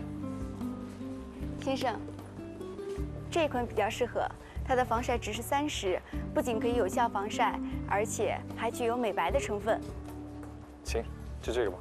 好的，先生，其实晒后修护也很重要，您看是不是也应该配一个呢？可以，也包起来。先生，您是送给女朋友吗？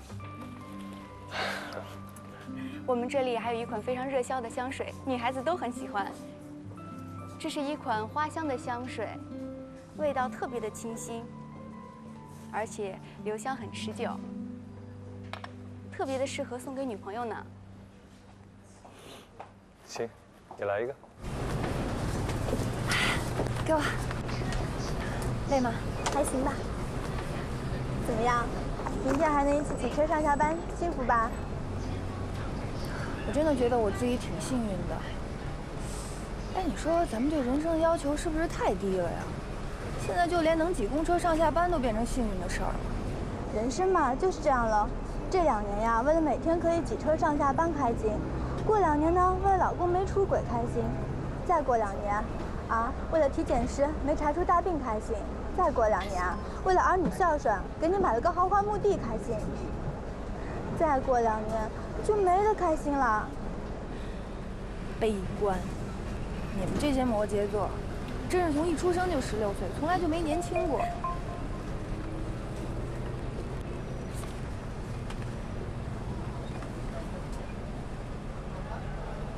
谁呀？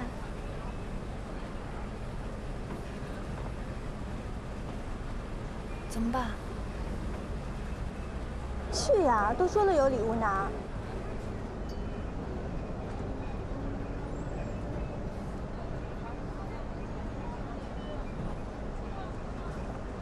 不去。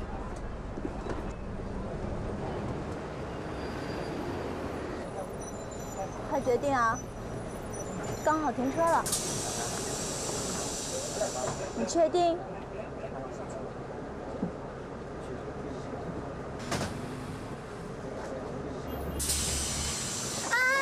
师傅，等一下！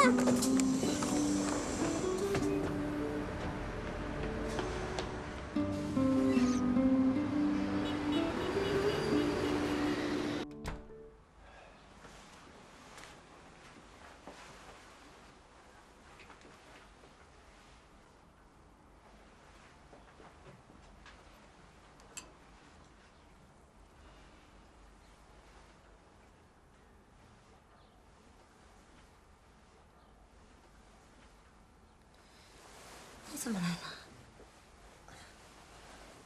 我不是担心吗？把你一个人扔在这儿，我心里过意不去。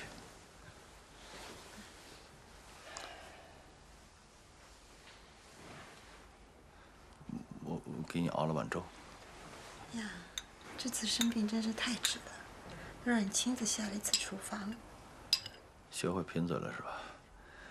看来你的病是快好了，还行。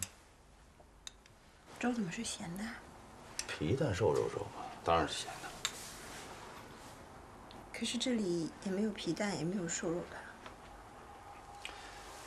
不是那什么，我本来是想给你做皮蛋瘦肉粥，我觉得白粥没营养嘛。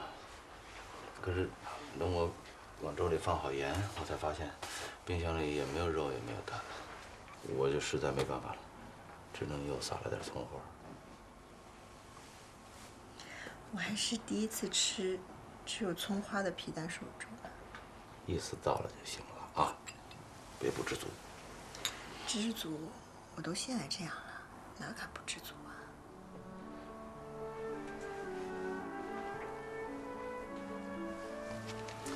我给你看张好玩的。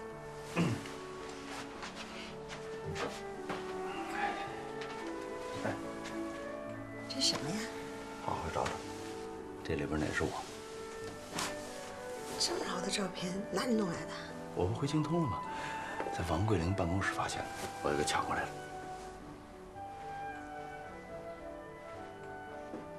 呀，你在这儿？嗯，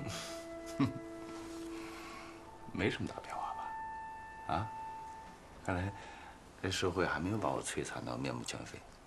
没什么变化。嗯，你看，这个是个青葱少年，在这儿坐着的是个薄暮中年，变化太大了。胡扯，哪有那么大变化？这张照片太小了，看不清楚。我找张大的给你看。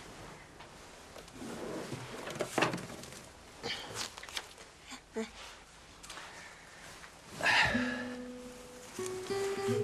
我们现在来玩一个大家来找茬的游戏。你看看现在的你和那个时候比，脸上多了多少皱纹？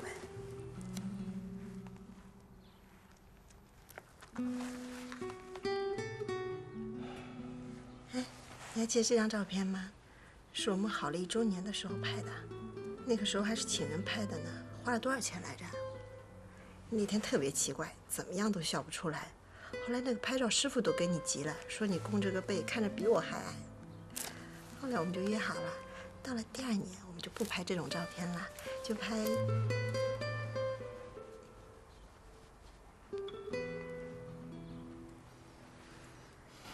婚纱照。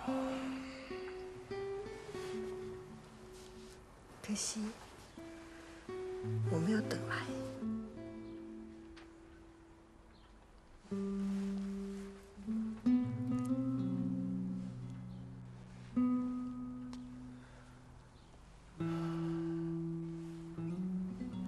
我们要是能回去就好了。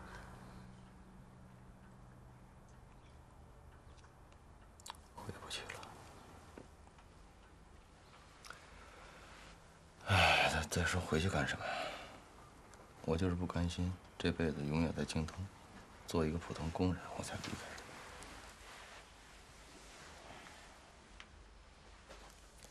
我知道你不愿意娶一个普普通通工人的女儿，过平平淡淡的日子。从我20年前认识你的第1天开始，我就知道你是一个野心很大的人。吸引我的就是这样的你。可是我没想到，最后抛弃我的也是这样的你。我是走错了一步，可是我这人，我永远不相信一步错步步错，所有的局面都是可以挽回的。我不过是走了一步险棋。我跟你发誓，只要你能再忍一段时间，我就会带你离开。我会给你一个家庭，一个名分。而现在最重要的，我得有足够的钱。我要让自己的女人过上她想要的生活，不管是20年前你想要的，还是现在你想要的，我通通都可以给得起。那你可得攒一大笔钱，这回呢，我要连本带利的都要回来。我能做到，这就是我现在生存的意义。那你从现在就要开始买彩票了，这样的话，你的梦想就可以早一点实现。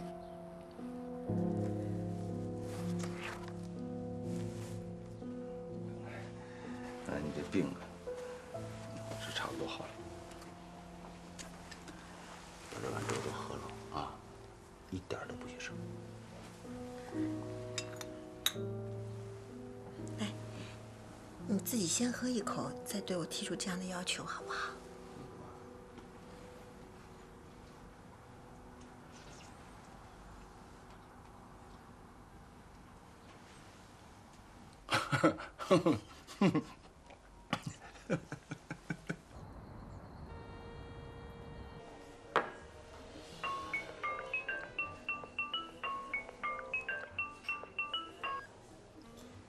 何总 ，Frank， 我分析了一下京通的现状，也看了你们和市场部一起去参加会议的人员名单。我觉得，就现在而言，京通的情况依然不明朗。表面上看，于志德是胜券在握，可实际上，恐怕还会有变化。这里边不确定的因素太多，所以从长远考虑，还是不能放弃王桂林。是，我会继续派人盯着王桂林，海南会议照常进行。哦，不要让别人跟，还是派乔丽去。派乔丽？可是海南会议能够成型，它起到关键的作用。如果现在就把他从主战场挪开的话，我怕必须派乔丽去。如果派别人，不单指于志德会起义，恐怕连 SC 那边都会有问题。未雨绸缪总是没错的，就这么定了。后天你们出发去海南，让乔丽前往江州。我知道了。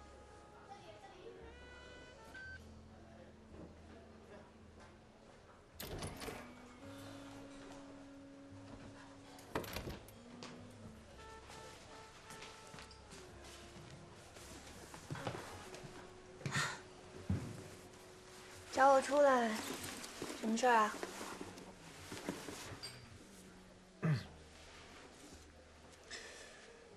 明天去海南，我会派琳达跟刘明达去，你不用去了。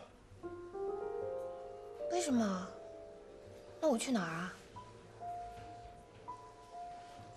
你去江州，继续跟王桂林沟通。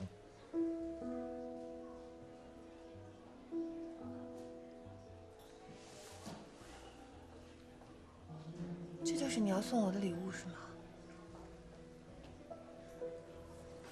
没什么事，我先走了。你听我说。听你说什么呀？还不是老一套，这是公司的安排，让我别意气用事什么的。比起之前发邮件的时候，我还没轻没重的问你为什么。我现在这种表情，够淡定了吧？在公司里，我不允许你这样子跟我说话。 在公司外头，我更不希望你这样子跟我说话。好，我是你的手下，我听你的安排。你告诉我，我应该用一种什么样的表情来接受这个决定？我一定认真的模仿出来。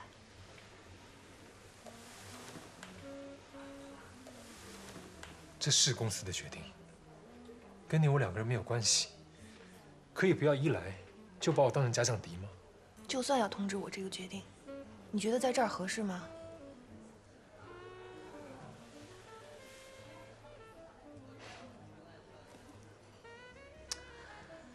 现在我终于知道我自己是什么了。你玩过《植物大战僵尸》吗？我特别喜欢玩。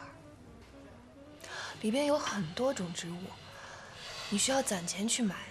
用它来对付僵尸，但是有一种植物呢，是一种小蘑菇，它是不要钱的。当你没钱的时候，你就把它放在最靠近僵尸的位置上，让它替你挡一挡。然后呢，你在后方攒钱买有用的植物。每次玩的时候，我就想，这个小蘑菇实在是太悲壮了。 每回都被人当成炮灰，可是临死前还是那么尽职敬业地替我打僵尸。现在想想，我不就是这个小蘑菇吗？在游戏里，我可怜他；在生活中，别人可怜我。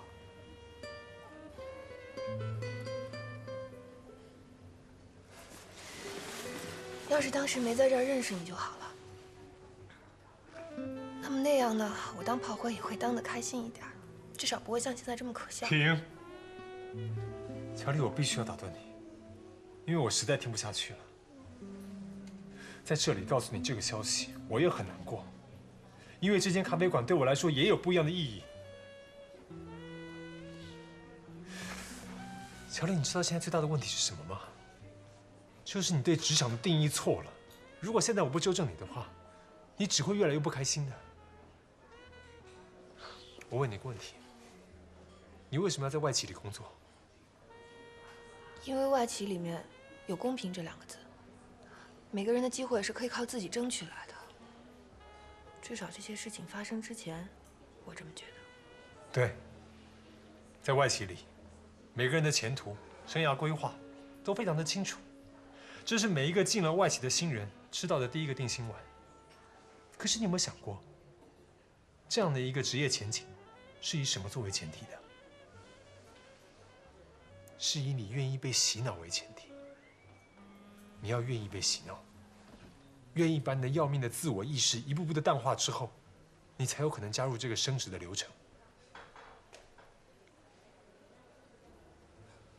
你的意思是让我做一个没心没肺的机器人，每天去赛斯上班？这就是赛斯所谓的 happy work for happy time 是吗？你一进公司应该有拿到一本比圣经还要厚的员工守则吧？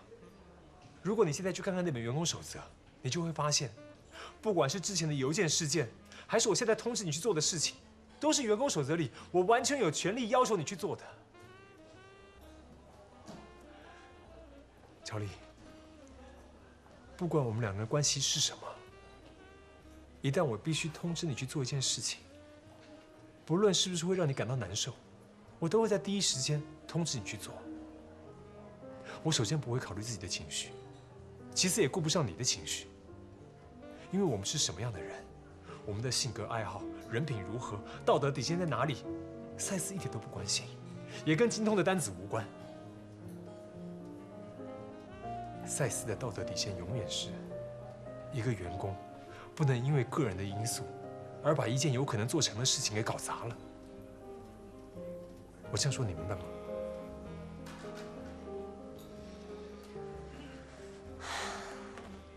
我能听懂你说的话，但是我理解不了。我知道你需要时间，我只是想告诉你，你所强求的那些东西，包括真诚、信任、公平，对职场而言都是奢侈品，它只会让事情变得更复杂，让你进退两难。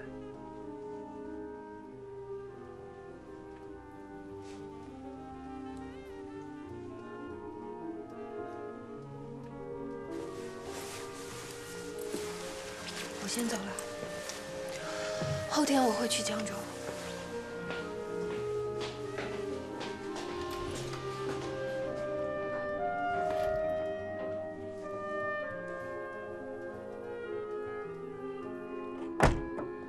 哎，妮妮啊，你回到家以后啊，把这些菜放到冰箱里去啊。知道了。然后给妈打个电话报个平安，知道吧？到了，妈。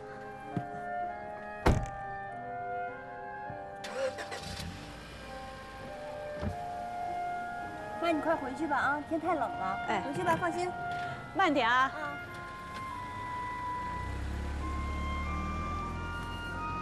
哎呦，妈，你干嘛呀？多危险啊！妮妮，妈突然想起一件事儿，那天啊，《法制报》上登了一篇文章，哎呦，吓得我呀，一个晚上都没睡好觉呀。妮妮，你晚上睡觉的时候一定要把门啊、窗啊关好。要是听到门外有小孩子的哭声、猫叫声，你不能开门的，一开门坏人就进来了。他们抢完东西以后，你看你还长得可以，他们妈，我们小区里边安全得很，连耗子都跑不进来，你就放心吧啊！我走了。我怎么放心啊？这快过年了，小偷不要太多。而且妈有时候打你电话你不接，我就着急了。再说了，你现在一个人住，妈就是不放心。你要是这个为了自身的安全，也该找个男朋友陪陪你，是不是？行了，我知道了，回去吧。天太冷了，走啦。记着。知道了，走了妈啊。快回去了，好冷我知道。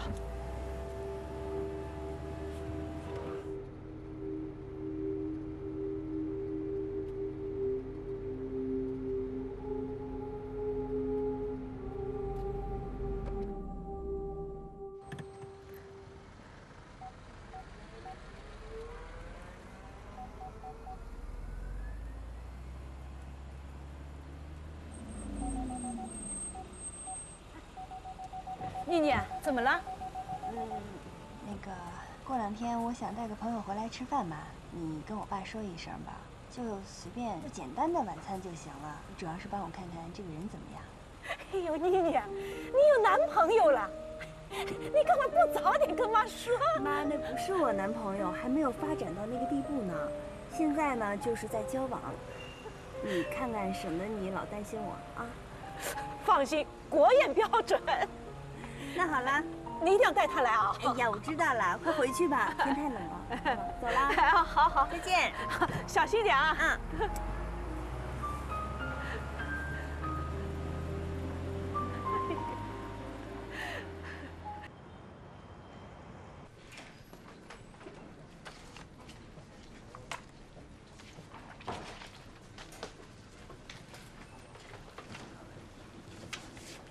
夏丽 ，Frank 已经跟我说了，让你把会议资料给我交接一下吧。正整理呢，等会儿给你。乔丽，你有时间吗？我想和你去趟茶水间聊一聊。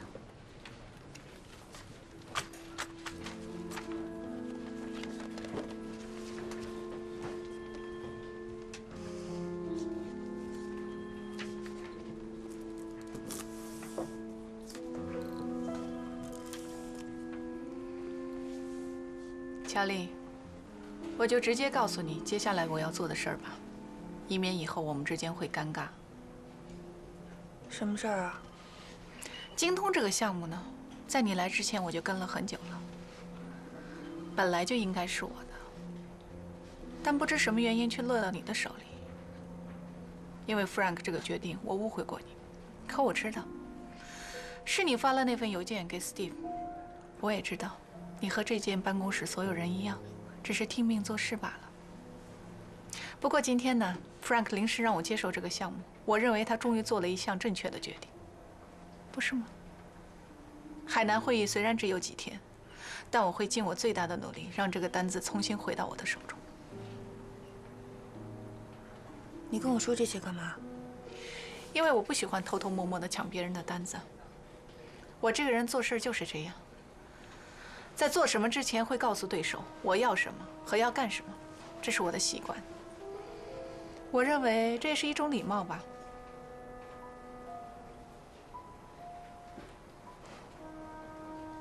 这么听起来，我还得谢谢你。其实我觉得，自信这种东西谁都有，只是多少的问题。这个单子你抢到手了，那是你的本事。但如果我能保得住，你也得承认我的能力。我们期待一下。好啊，我喜欢 competition。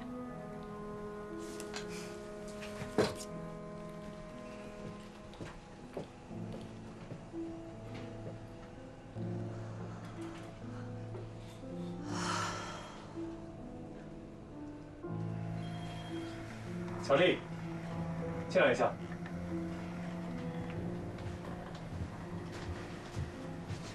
资料给到琳达了吗？还在整理，马上交接。昨天我跟你说的事儿，昨天的事儿不要提了。这次去江州有什么要注意的吗？这次去江州，2个目的。第一，是要让王桂林感受到我们赛斯对他非常重视，该让他了解的产品讯息，务必要让他了解的比上次更清晰。第二，观察一下京东内部的形势，比方说工人对于改制的反应。就这样，没别的了。你到了那边，随时向我汇报。海南的情况，我也会随时通知你。不论你在哪里，你是这个单子的销售。还有别的事吗？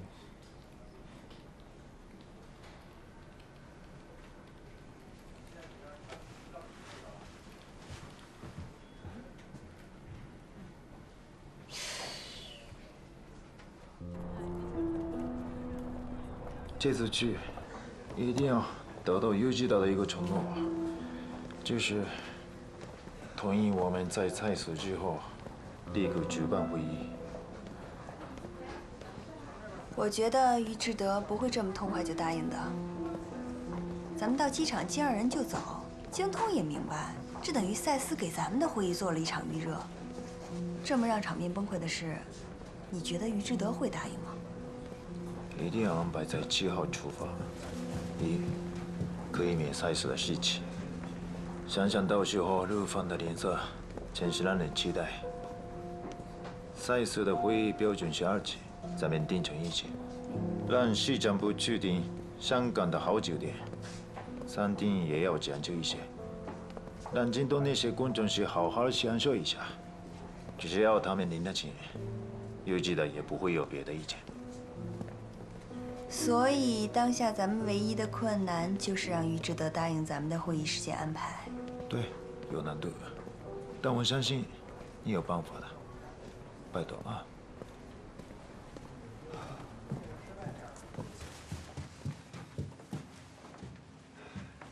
这次我一定会尽力的。不过回来以后，我也需要你帮我一个忙。你说。陪我回家吃顿饭，见见我爸妈。你怎么突然？你别害怕啊，没有别的意思，是这样的，我妈呢最近一直让我找男朋友，我想让你陪我回家演场戏。更何况咱俩又不是真的没关系，肯定会演得很自然的呀。只要我妈知道我有男朋友了，她就放心了，就这么简单。真的只是激动放吗？你的爸爸妈妈不会为难我吧？中国的父母第一次见女儿的男朋友，那个过程挺残酷的。你都不用说话，你只需要吃饭装傻笑就行了。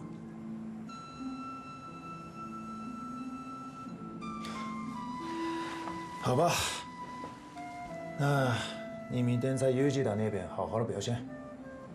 等你回来，我就在你的爸爸妈妈面前好好的表现。这就是户内户外吧。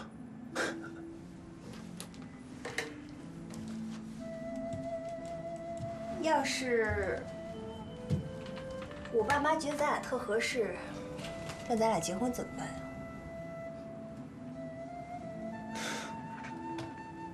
那我就打算先到回国吧。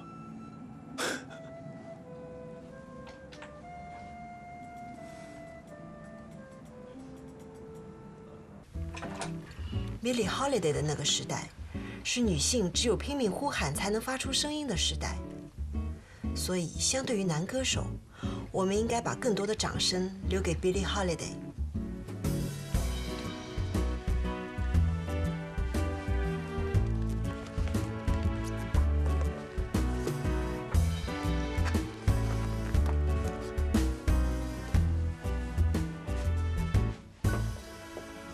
嘿，给你。嘿，哎呀，行啊你的。小叶，你也太不地道了吧！这临过年的还派给我们这红色炸弹，你知不知道我们孩子的压岁钱我们都快掏不起了。就是啊，随你们怎么说，就当我是假结婚，这脸才好了。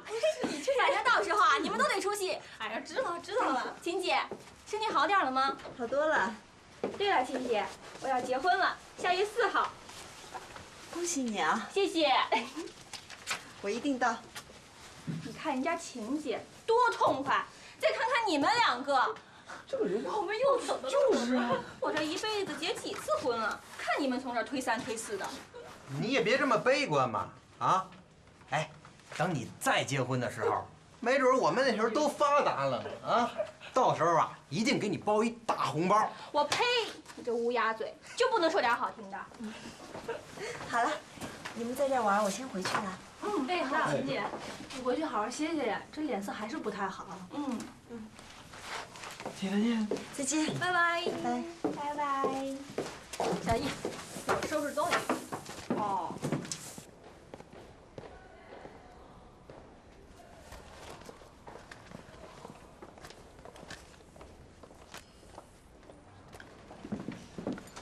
你请琴姐给你做伴娘？不行，你急昏头了吧你？琴姐怎么不行啊？你说我能不着急吗？我的闺蜜们可都结婚了啊！就算咱这儿同事，我认识的差不多也都是孩子他妈了。哎，你说这伴娘必须得没结过婚的吧？对啊，这不就得了？除了琴姐，我还认识谁啊？要不人家怎么说，这女人一到结婚的时候，智商就都打折呢？哎，你自己想想看，你怎么开口跟她说这事儿呀？28岁的你要结婚了，你找30多岁还单身的琴姐给你做伴娘，好意思吗你啊？也对啊，你要是跟她提了这事儿啊，肯定得记恨你，命中她死穴了。哎，琴姐够可怜的了，而且就算琴姐答应给你做伴娘，你也不能让她做，为什么？这事儿有讲究着呢。这女的吧，过了30岁还没嫁出去的，就不能当伴娘了。晦气啊！还有这么一说？那算了，我看我还是在我大学同学里面找得了。就是嘛。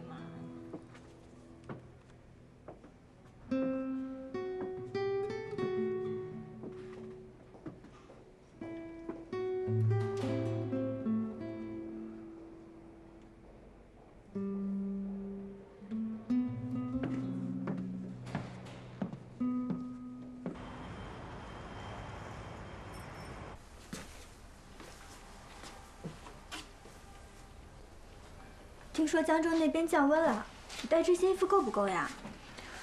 无所谓了，我是精神上冷的已经深入骨髓了，穿什么都没用。不就是去不了海南吗？我难过又不是因为去不了海南了。是，你难过的是陆帆又一次伤了你的心。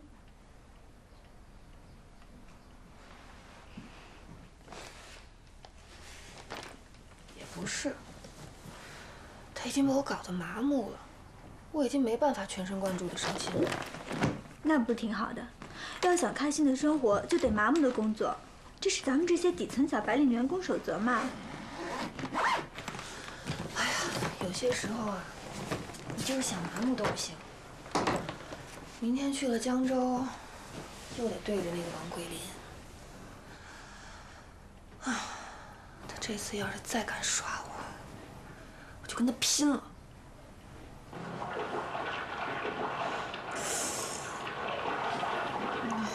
换台吧。怎么了？太残忍了，换台吧。你先别看，等到温情段落我叫你。怎么可能有温情段落嘛？你看他都快被鳄鱼吃完了，还一边吃一边流眼泪，你太虚伪了。你不要冤枉鳄鱼啊！这鳄鱼啊，因为它本身的肾脏功能不好，它必须要用盐腺把体内的盐分排出去，而它的盐腺正好长在眼睛旁边，所以鳄鱼流眼泪啊，那不是虚伪，是因为它必须要哭，因为它得活着。是这样。我还以为鳄鱼在吃斑马刺身的时候芥末放多了，所以把自己呛流眼泪。什么呀？哎，你别看嘛！你换台换。好，不看。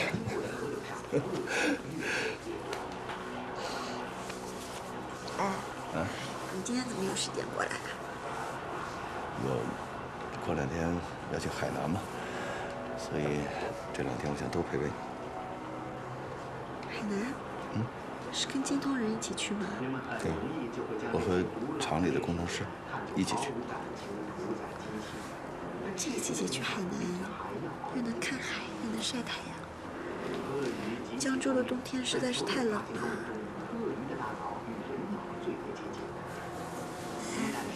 能不能带我一起去？去哪？去海南？不行啊，这次是公事，我没时间陪你。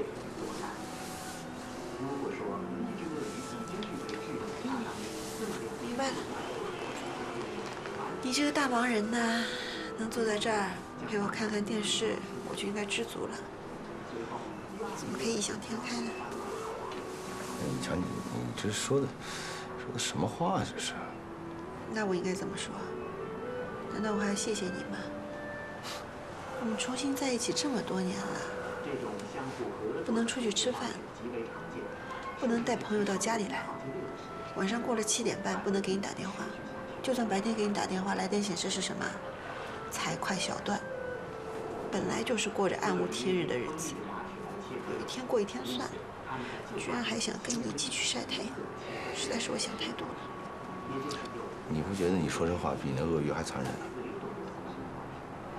行，你就在这儿慢慢看鳄鱼吧，看他的假眼泪，我是不要看，我连自己的真眼泪都没人稀罕呢。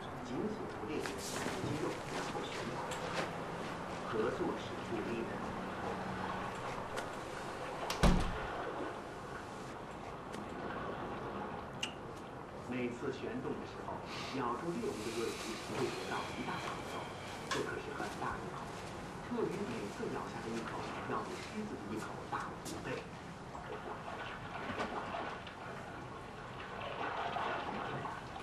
鳄鱼相互配合，会将猎物身上所有的肉全部吞掉。开开门。是捕获到的猎物的骨骼、皮、咱们俩不吵架好不好？所有部分。鳄鱼喉管后面生有一块密封的陪伴。我在外面已经超负荷了，到这儿我就想好好放松放松，充充电。如果连你都这么对我，大多数角马及斑马都能安全抵达对面的河岸。我可能真的要死机了。我不跟你吵架，我就想一个人待一会儿。我在我爸妈面前发过誓的，我不会跟你吵架的。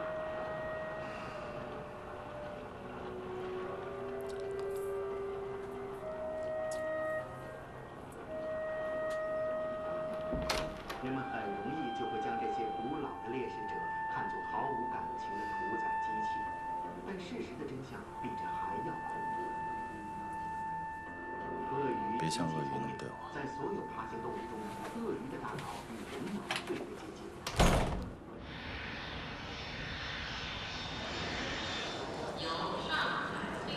车小姐吗？于总让我来接你，这边请。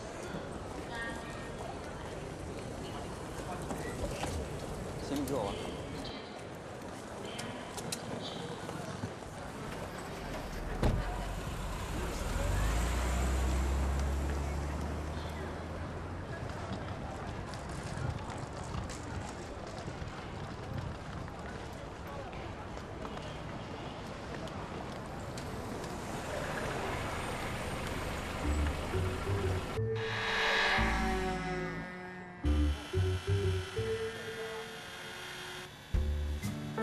我说你这反应能力有问题啊！改天我得带你到医院去看一看。你看那右翼滑角都偏成什么样了，还不赶快救啊？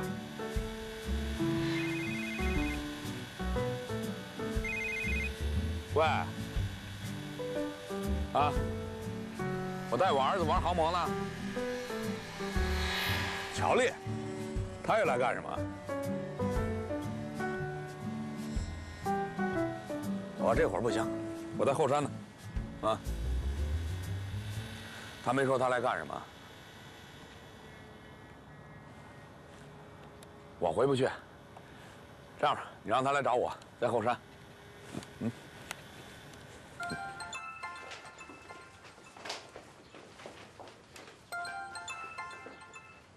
喂。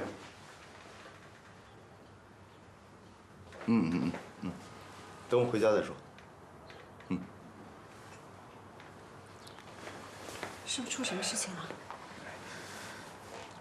干嘛这么紧张啊？我给你订了张机票。什么？后天去海南，你跟我一起去。真的？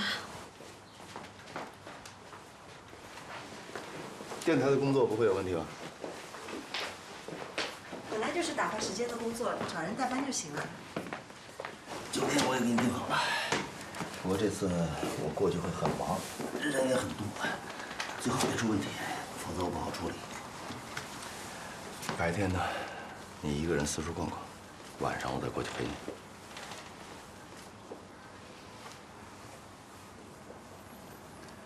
下午安排个时间，我去帮你买个箱子。我昨天仔细看过了，你这连个像样的箱子都没有。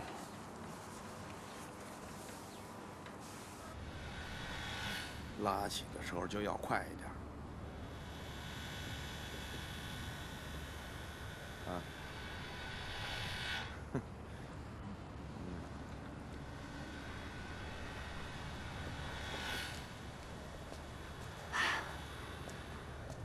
找着了，好找吗？挺好找的。几天不见，胖了点啊。穿了保暖衣、保暖裤，知道这边比较冷。看点那边树，往这边飞。王厂长，我这次来，主要还是跟您介绍一下我们赛斯的产品。你们赛斯不是要给我们开一个宣传会吗？我说你不去海南开会，跑这儿来干什么？这不是您没去吗？我们公司派我来给您单独做介绍。那赛斯老总心思挺缜密，各个环节都得照顾到了啊。主要是上次也是派我来的，所以这次还派我来，是觉得沟通比较方便。肖小姐啊，这大冷天的，我也就不折腾你了。你们赛斯能不能和京通合作，主要看你们的产品。你们产品怎么样？这次会议之后一定会有一个结论。所以啊，你在这儿磕我没用。你看我这儿，我现在就是闲散人员一个，陪儿子在这儿玩飞机呢。既然来了啊，也见到我了，回去可以交差了。这顺便跟你们老总说一下，我不在主战场上，别盯着我，盯着我也没用。别老让你再跑江州了，弄得咱俩跟组合似的，没事儿还得碰碰头。你难受，我也不享受，好不好？回去吧。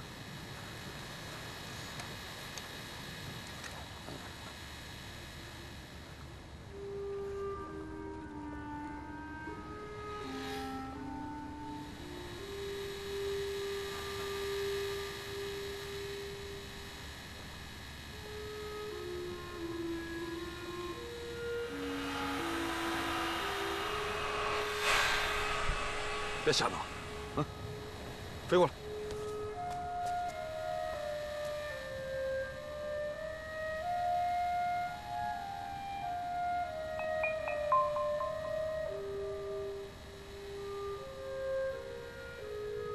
往那边飞啊，手法要轻。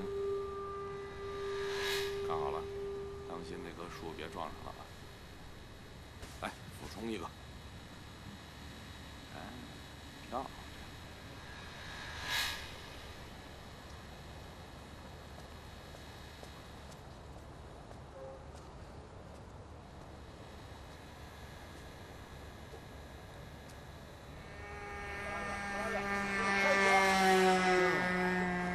这个真是挺好玩的哈。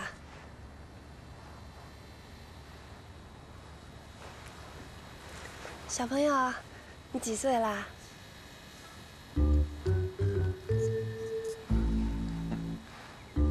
这是您儿子吧？你说呢？长得真像。这个特别难操控吧？不难，但注意力得集中，旁边不能有打扰的啊。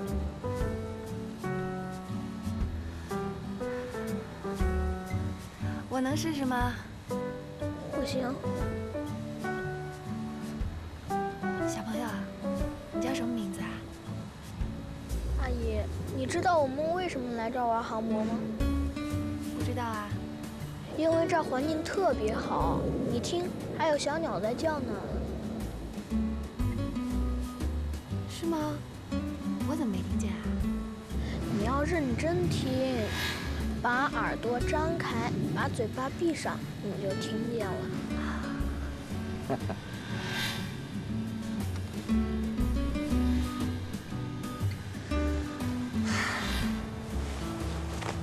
这样吧，王村长，您玩您的，我在旁边做介绍，您就全当是个背景音乐听着，好吧？上次我来呢，是想给您讲赛斯的定制软件，可是呢讲的不具体。这次我具体清晰的给您介绍一次，我们赛斯的。哎，你等等。你刚才说你也想玩这个是吧？是啊。我教你玩一个好玩的。儿子，那铁环给阿姨。好。你拿着它，啊，到那远处站着，举高了，我一会儿让这飞机从这铁环里钻过去。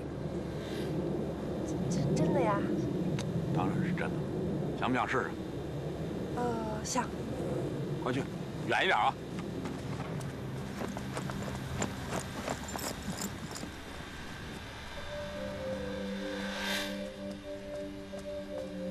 这样可以吗？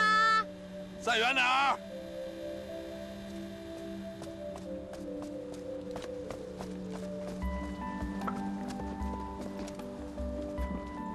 这儿行吗？再往远跑。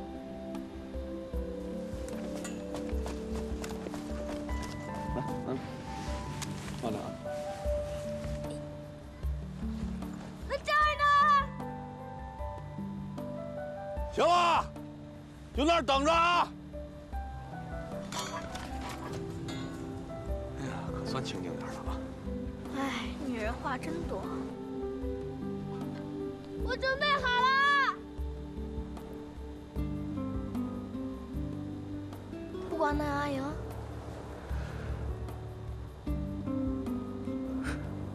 让他在那儿等会儿呗。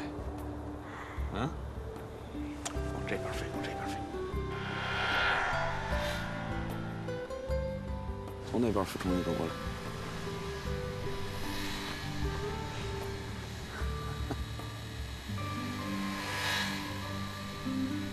哎，爸，怎么回事？等。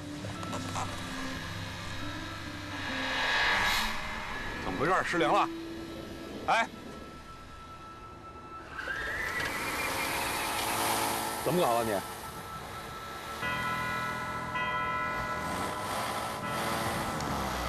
哎呦！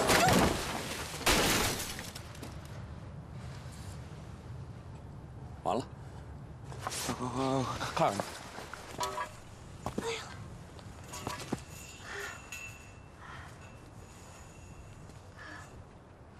没事吧？啊？没事没事。完了，撞成这样了。你这作业怕是交不了了，儿子。啊？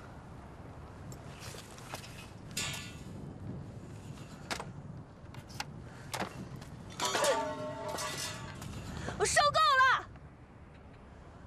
好玩吗？啊？好玩吗？我比那破飞机好玩吧？别激动啊！我不激动，我一点也不激动。激动的是你，气急败坏的也是你。你生活不如意，改制你插不上手，你心里不舒服，没有发泄对象是吧？正好我陪着笑脸来了，你不拿我发泄，天理难容是吧？您今年多大了？40岁有了吧？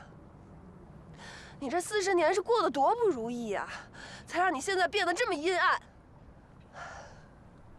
是，我跟你都是小人物，没人在乎我们的生死，所以我才一次一次的被派到江州来，被迫跟你绑在一起。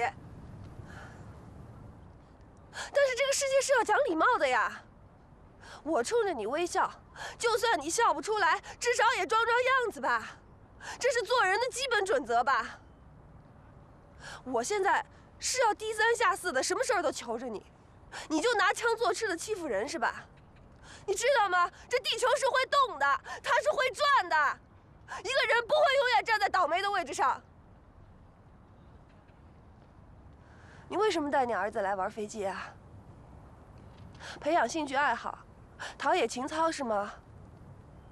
那还是挺可笑的。有用吗？从刚才到现在，你只教会了他一件事儿，就是怎么丧心病狂的去伤害别人，伤害一个没有恶意的陌生人。阿姨，你的鼻子。你也是一个父亲，你儿子长大了也是要走上社会的，像我一样，要去看别人的脸色，要受伤害，要忍气吞声。我也是有父母的呀，在别人眼里，我是出气筒，我是替罪羊，是炮灰。可是，在他们眼里，我是这个世界上最重要的人。你王慧林在他们眼里算什么东西啊？什么陆帆、何成峰在他们眼里算什么东西啊？要是他们现在在这，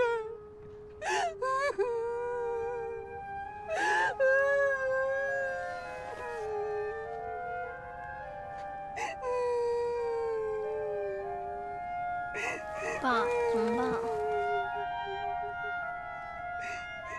你不是说让女孩哭的男人都是没本事的男人吗？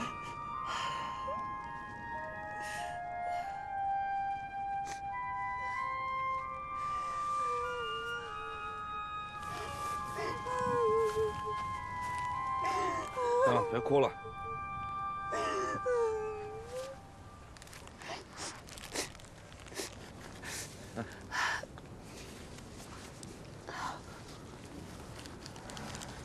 这哭够也骂痛快了吧？要不然我再帮你打电话报个警。你现在这样告我一个伤害罪，应该是一告一个准儿。再帮你消消气儿。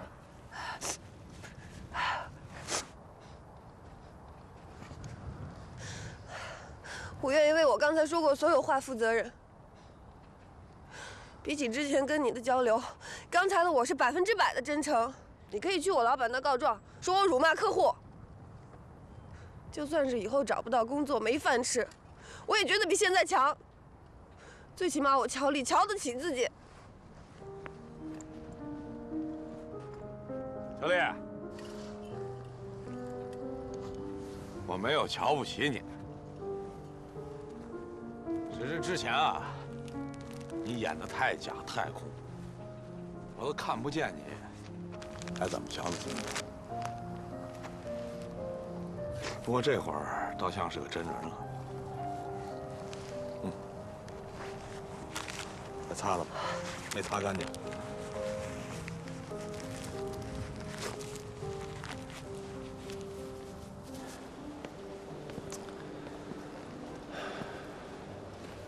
让人看到没事吗？没事。一会儿我在附近见个人，正好顺路，只要你开心，这是最重要的。去海南是不是还要买防晒霜啊、游泳衣啊什么的？只要你有需要，你就尽管买，我给你那张卡带着呢。哎，香呢？你一会儿去见谁呀？上海来的一个销售。女的。对啊。长得好看吗？都追到江州来了。那些女销售在我眼里，她们脸上长得不是五官，也鼻子眼睛，不是，都是他们公司的 logo。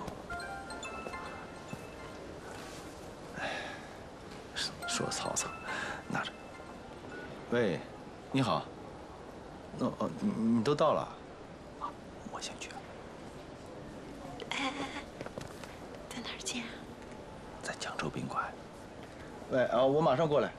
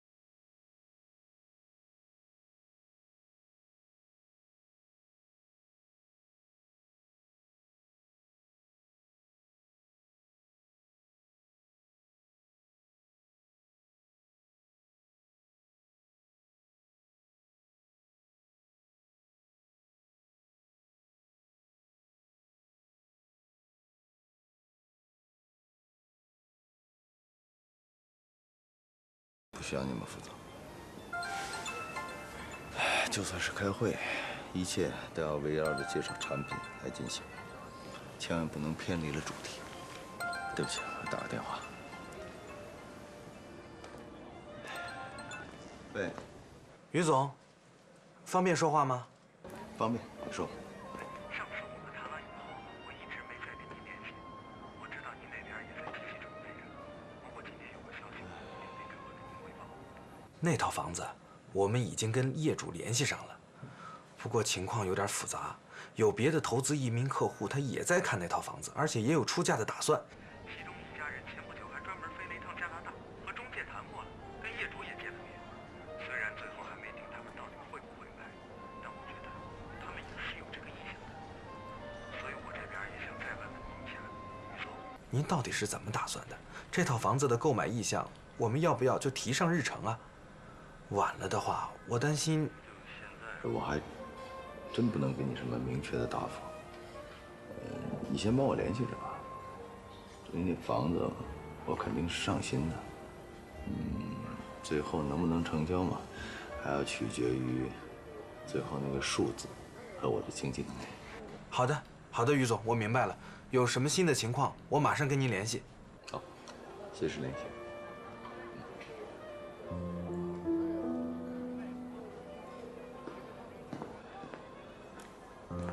对不起。没关系的。你刚才说的香港会议，我可以帮你。真的呀？那太谢谢您了。等你回去，马上给我们发一份正式的会议申请。好。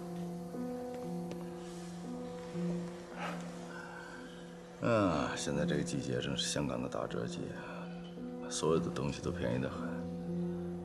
你回去一定告诉图丁总监，不管是从工作的角度，还是我个人的兴趣，我都更喜欢一些拿得出手的东西。我眼界很高，打折的东西我从来不买。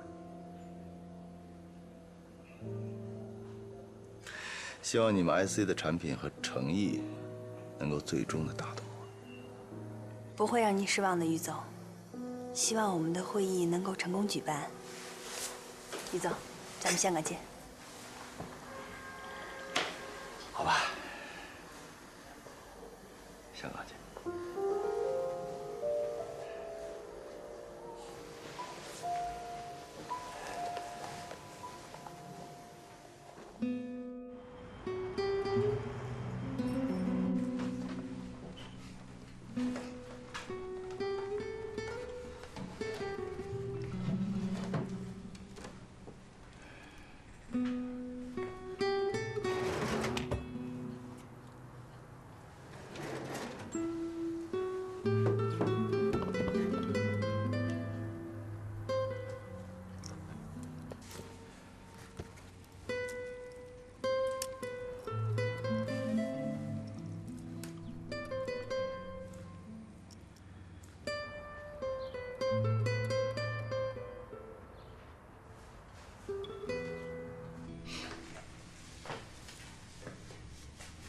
去哪儿啊？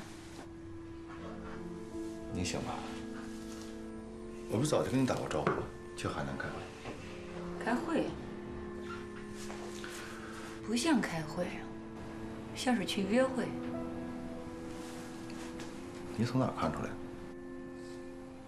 我每天不都这样？那状态不一样吧？如果你不喜欢我穿成这样，那我就换一身。不用，你打扮年轻点儿，不也是给我脸上争光吗？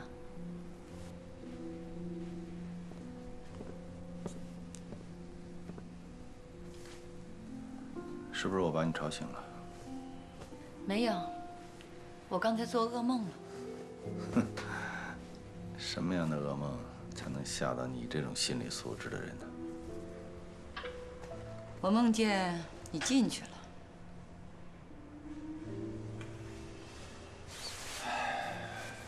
梦都是烦恼，没事。其实就你进去，也不算是什么噩梦。我梦见你把我爸也搭进去了。我接着睡了，要我送吗？不用。海南会议结束之后，我还要去趟香港。用我帮你带点什么回来吗？不用，路上小心吧。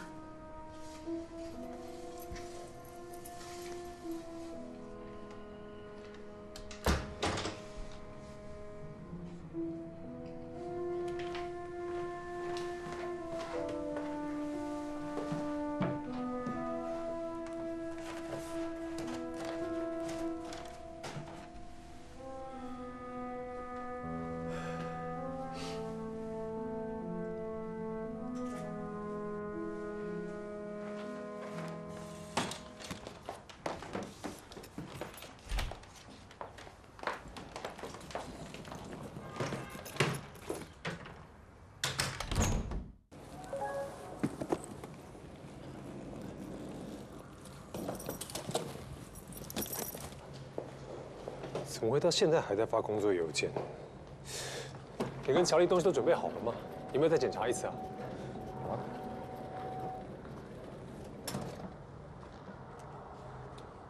上车吧。哦。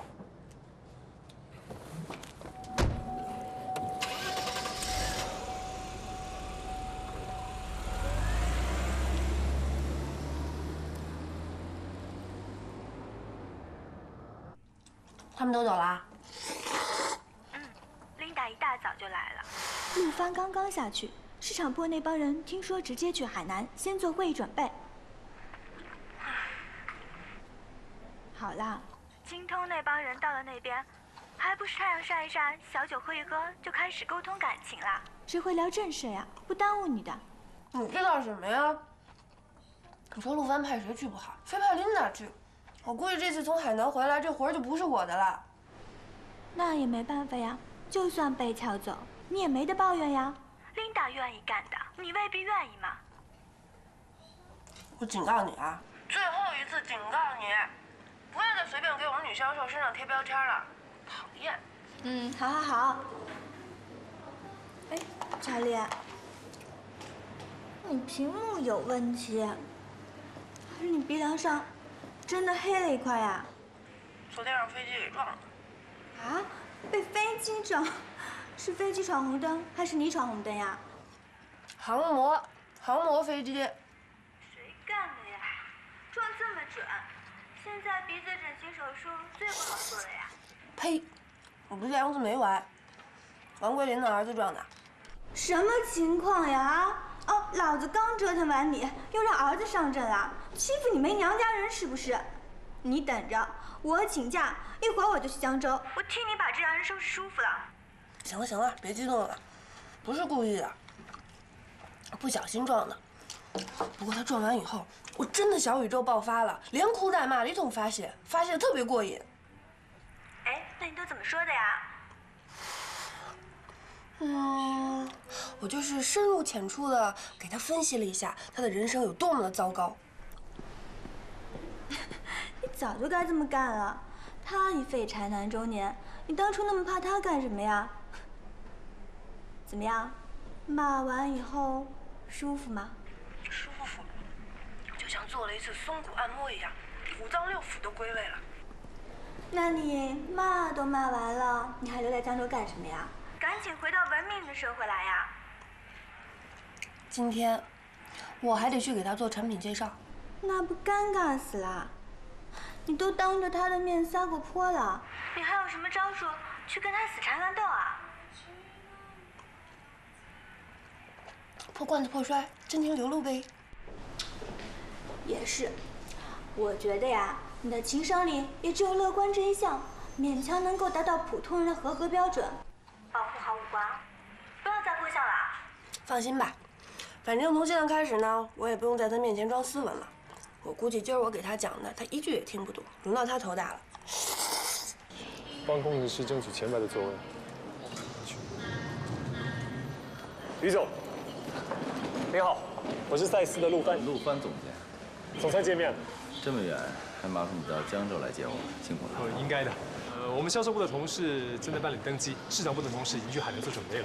我为您介绍一下，这是我们在会议上面要宣讲的售前跟售后的同事。你好，于总，我是 Linda。你好。这是我的同事刘明达。你好，于总。这边请吧，于总。请。你是陆总监吧？是。咱们有过邮件上的沟通。我是精通的总工程师方卫军。方总工，久仰。这次多为方总工的大力支持，会议才能这么快的举行。哎，哪里。那个上一次到京东厂和我联络的那个贵公司的乔丽乔小姐，是不是也直接去海南了？乔小姐公司里有别的事情，所以她不去海南。不过她会议结束之后，还是会继续跟进这个项目。哦，是这样啊。对，好。哎，那我们进去吧。请。好，行。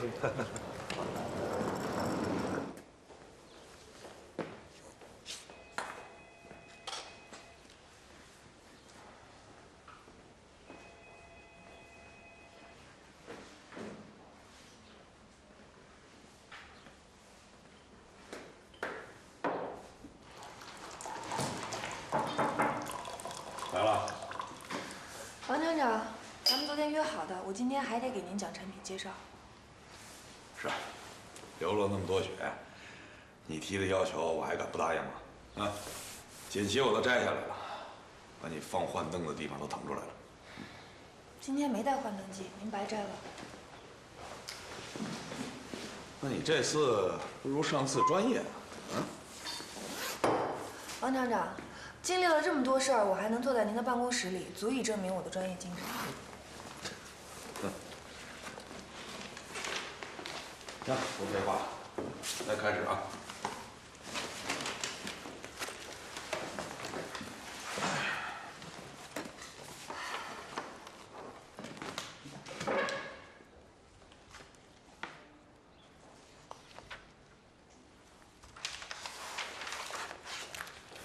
我们俩谈话，你还要录音啊？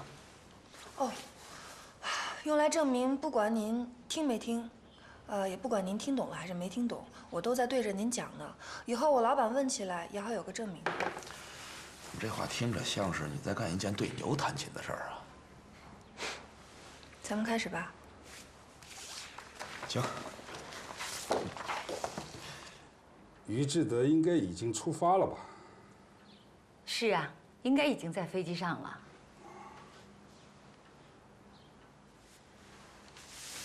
爸，该吃午饭了。啊，您午饭一定要准时，要不血糖该低了。写完这2字就吃。我不在您身边，您要多注意身体啊。哎呀，放心吧，我也折腾不了几天了啊！等我正式退下来，就开始正式养生。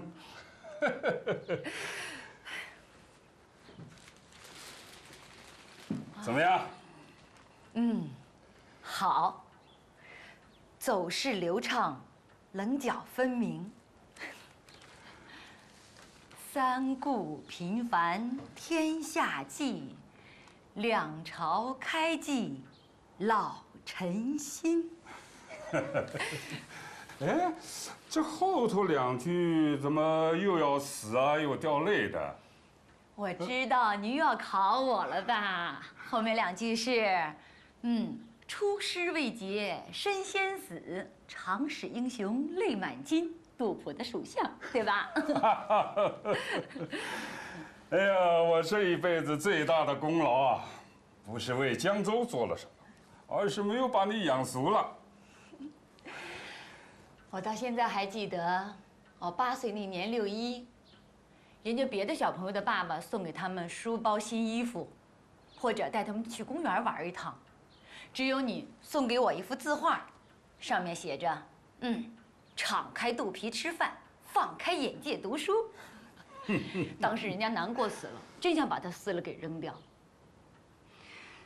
可是现在想想，人这一辈子，只要能做好这2件事，就已经知足了。当初啊，他要不是看上我的身份啊，于志德这小子也会死缠烂打的要娶你。我这一面，恐怕他还是没什么机会看到了。我宁愿他觉得我只是一个普通的中年家庭妇女，与他与我大家都好。有些事情不知道比知道的好。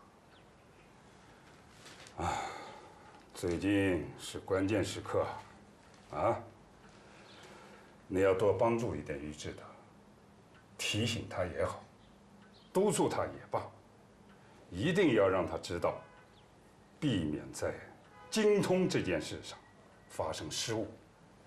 爸，您放心吧，我不会让任何人把您放在被动的局面上的。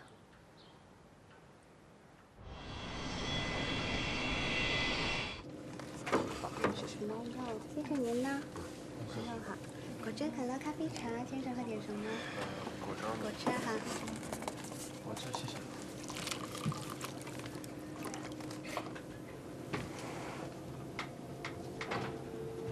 琳达小姐，有事？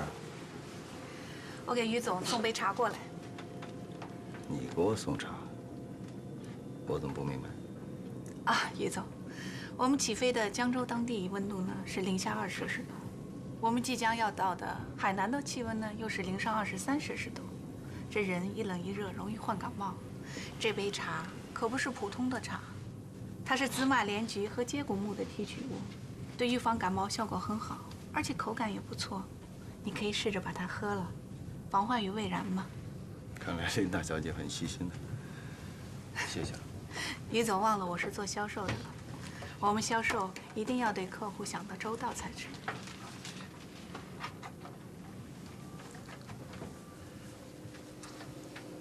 于总，你这块手表不错，我能看看吗？哦 ，Tiffany， 这款我好像没有见过，真是太适合您了。你对手表很有研究？还好吧。啊，这味儿怪怪的。那么什么是面向服务业的 SOA 呢？ SOA 是一个基于可以重用的新的开发应用的构架体系。这些年来，客户对 SOA 的需求越来越急切。为了满足客户的这些需求，推出了一系列 SOA 的基础构架产品。这些厂商包括像我们赛斯、德国的 Orible、日本 BDA System， 都推出了 SOA 的平台产品。在一个包括各类应用复杂的 IT 系统中，需要使用适配器。需要在一个符合业务需要的流程中，将 SOA 独立于实现服务的硬件平台、操作系统和编程语言。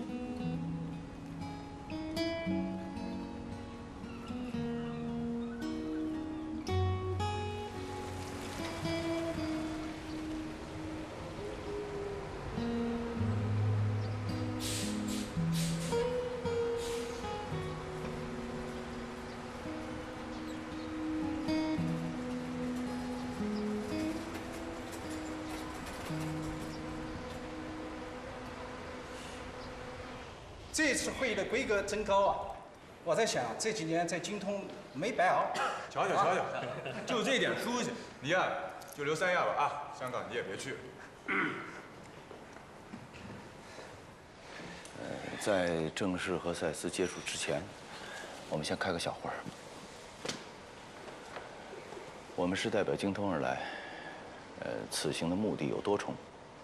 我现在只想强调2点：一，充分利用这几天的时间，把赛斯的产品讯息掌握到最通透，提出的问题多多益善。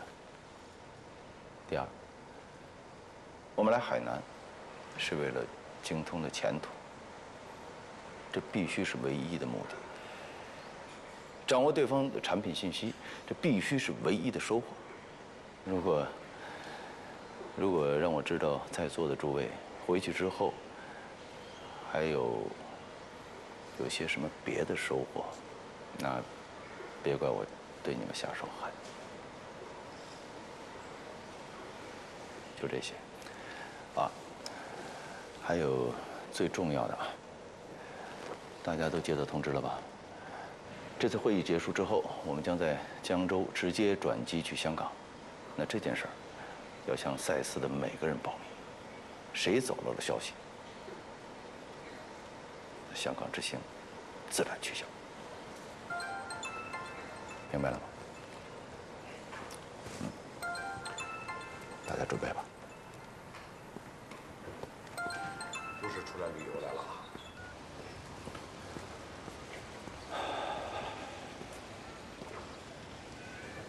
哎，你在房间吗？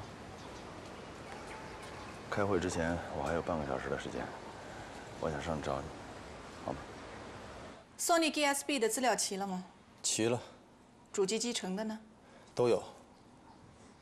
上次 Frank 让你修改的 SOA 管理的 PPT 修改好了没有？好了。让不让 Frank 再看一下？行啊，随你。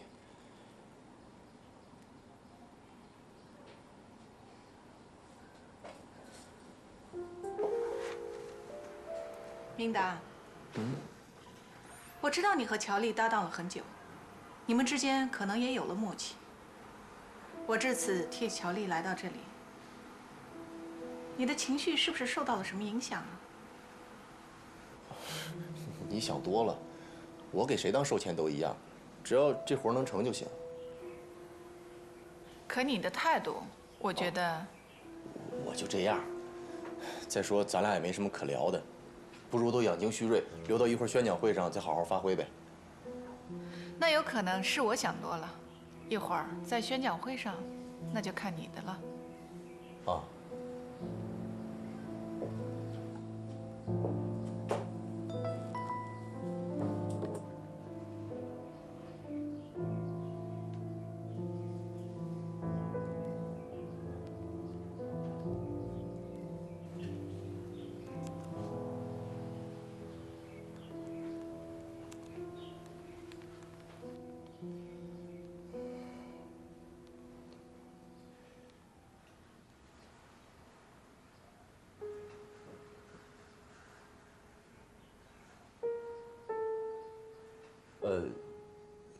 琳达，那个除了宣讲会，其他的场合我也想参与一下。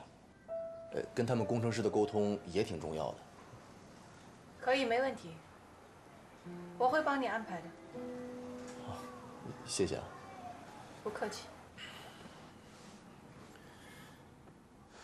所以呢，客户对 SOA 的需要来源于需要使业务 IT 系统变得更加灵活，以适应业务中的改变。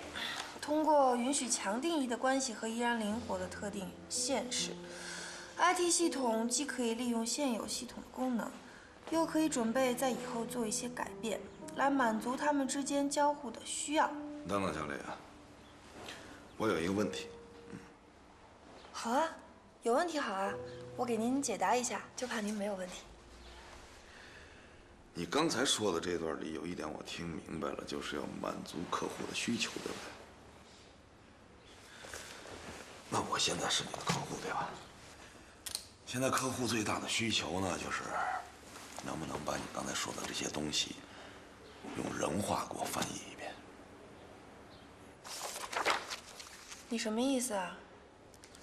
我刚才说的哪句不是人话？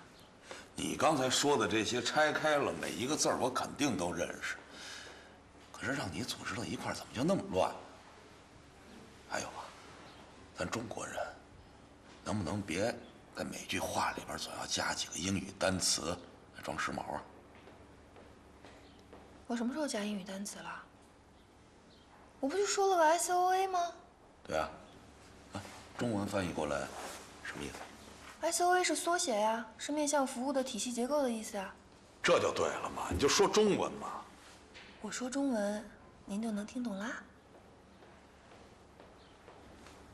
可能还是不懂，但至少你说的每一个字儿，我都能明白。王厂长，这就是我为什么要录音了。您承不承认我是在浪费时间？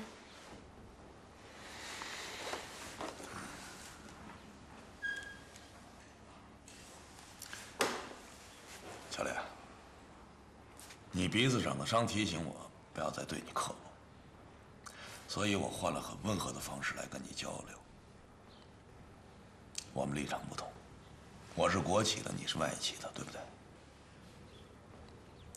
我们国企跟你们外企不同，你们早上起来喝咖啡，我们是喝豆浆。你们大冬天的可以穿个短裙四处乱走，而我们这儿的女人，天只要一变，就迫不及待的要把毛裤穿上了。这两种不同的人要寻求合作，最重要的是什么？不要随便找茬。这跟找茬没关系。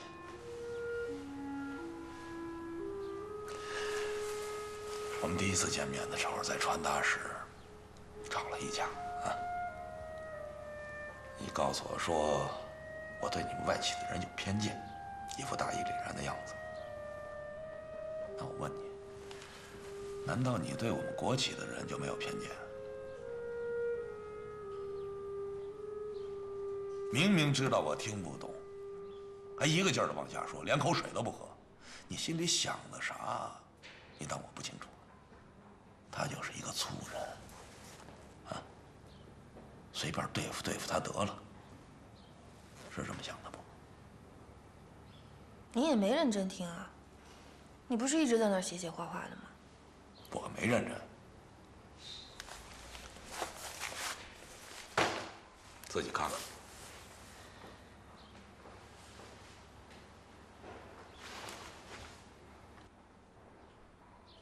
这都是刚才写的。你写这么快啊？我没看见你手怎么动啊。我当了8年通讯兵，光速记我就练了6年。你这玩意儿会坏，会没电，而我不会。昨天我就跟你说过，只要你真实一点，我会配合你。所以把你对我的那些成见都抛开，别老拿你们的长处来磕我们的短处。为了这单生意啊，把你在外企养的那些毛病都给我收敛收敛。所以现在，把你刚讲的那些东西从头到尾再给我说一遍，我随时会打断提问。有一点疑问得不到解决，你就别想撤回上海。客户的这个需求能满足吗？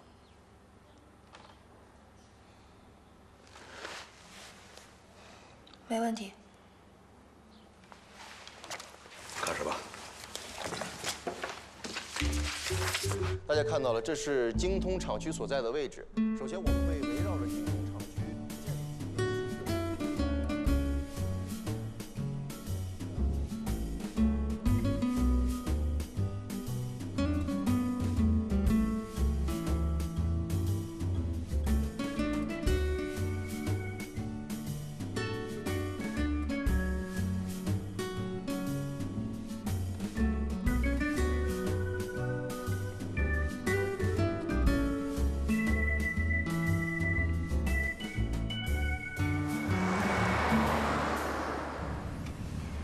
我觉得刘文达为了钱也会努力的，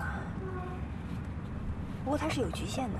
你想想看啊，他是个售前，很多场合的他都没有资格参加。让他尽力吧。不过刘明达这个人也真是有意思啊，他很缺钱吗？为了钱这么拼命想不通。这有什么好想不通的？为了钱奋不顾身。比起别的理由来，这是最能说得出口的理由了吧？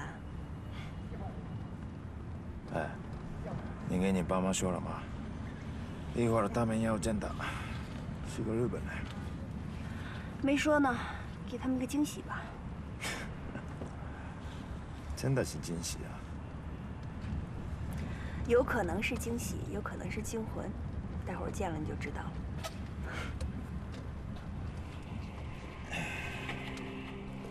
那么我们今天的产品介绍会就做到这里了。如果大家有什么疑问，欢迎向我们提问。接下来的几天，我们的技术人员将随时待命，期待和大家进行更深层的沟通。于总，你还有什么要说的吗？没，我暂时没什么可说的，还是先让大家消化一下吧。啊，来，感谢赛斯的热情款待，大家举杯。谢谢于总。哎，黄总工，哎，谢谢。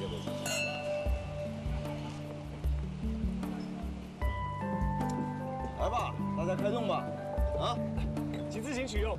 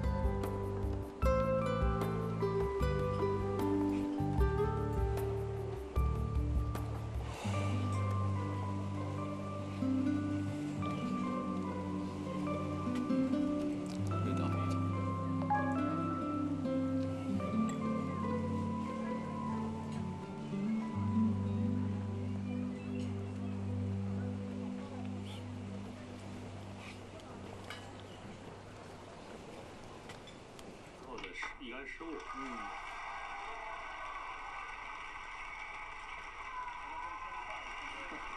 61个人120多分，125。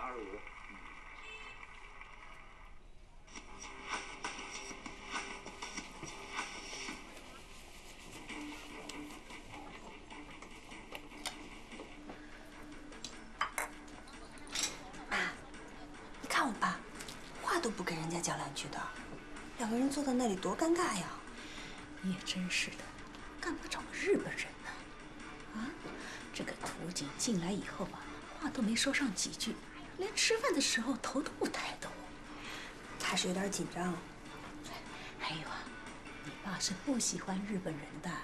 上回啊，我想买一个日本全进口的电视机，他就是不肯。你这好，突然把日本人领到我们家里来了。你看你们两个人，我单身是错，找个人回来嘛，国籍不对也是错的了。你应该事先跟我们打声招呼的，我们心里也好有个准备，是吧？我看你们就是不知足。日本人怎么了？他起码是个男的吧？身体健康，有正当职业，没有犯罪前科。当时你告诉我的嘛，只要符合这些标准啊，你就高兴了。现在又讲这些，还不是你爸有问题吗？哎，其实啊，我倒是蛮高兴的。你知道那个7号的张阿姨吗？她的女儿嫁了个从日本留学回来的，哦呦，稀奇的嘞不得了，整天跟我们炫耀。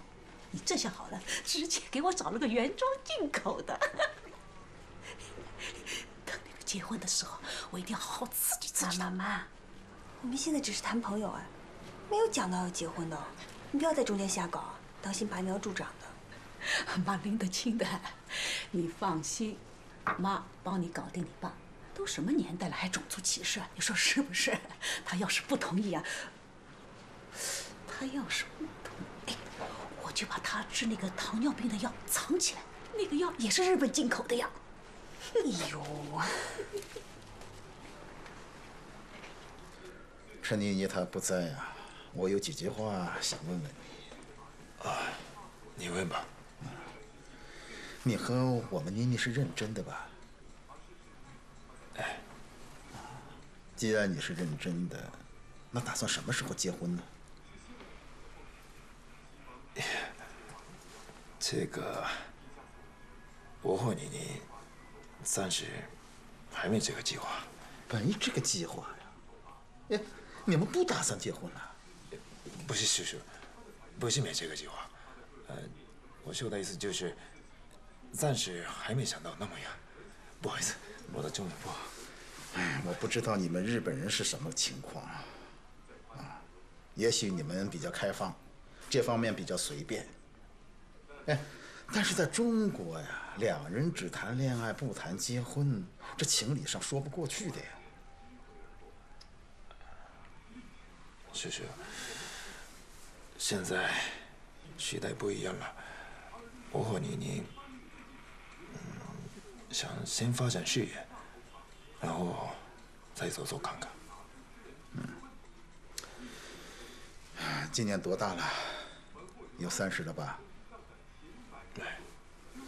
中国有句老话叫做30而立，知道吧？知道。男人到了30，该有责任感了。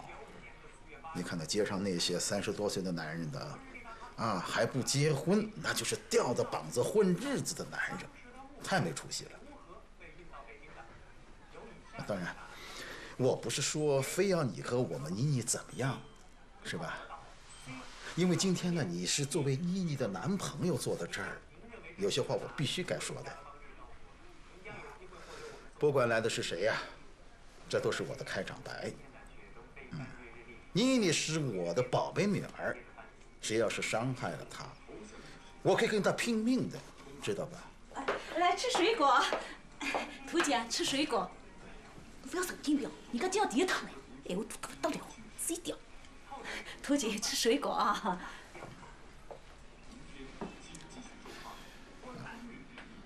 我当然把该说的都说了你要听进去呢，以后我们见面呢都会自然些来，喝茶吧。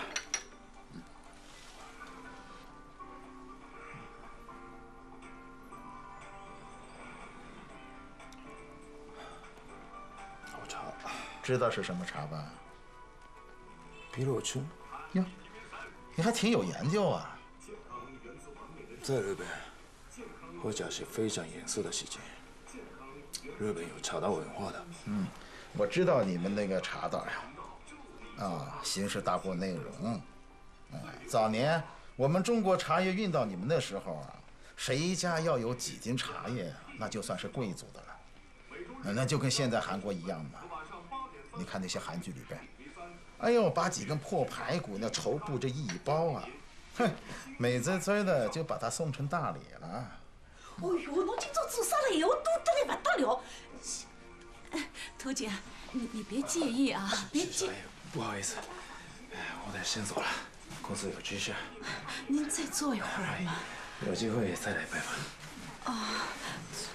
谢谢。送龙盘吗？那行好。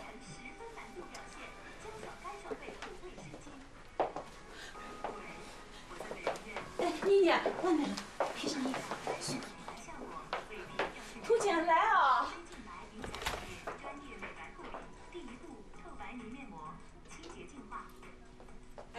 侬想做啥？今天晚饭吃多了是吧？你把人家吓跑了，你知不知道？傻三弟！我们两个意见一辈子不统一，我不跟你计较，但这次必须听我的。那个图景他不配我们女儿。你没看那个眼神躲躲闪闪，飘忽不定，脏得很。我看人准得很。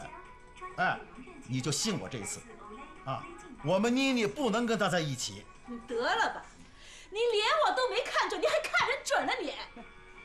这就是血的教训吗？我就是要用这一辈子的经验来保证我们女儿她一生万无一失。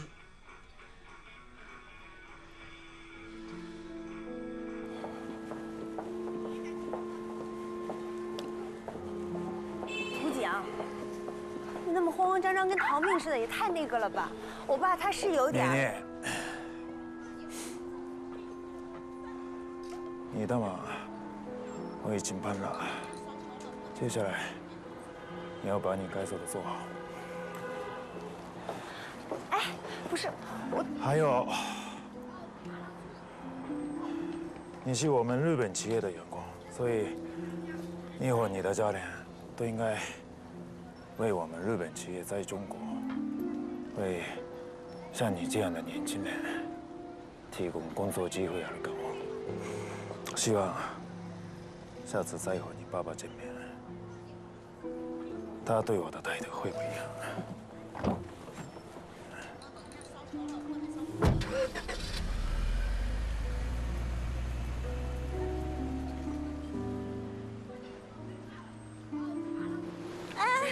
不行，来，都看不见了。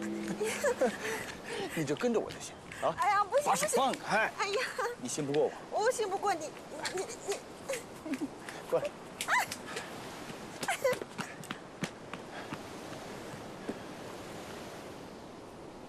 到了。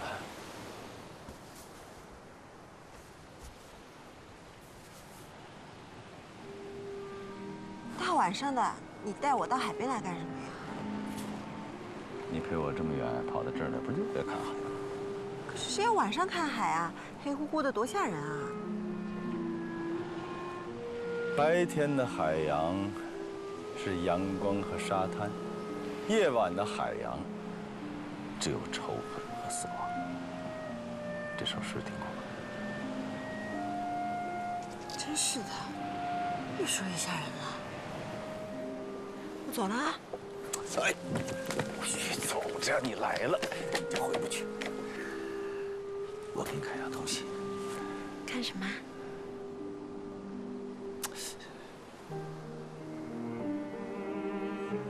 准备好了，开始吧。呀，还神秘兮兮的，看什么呀？看。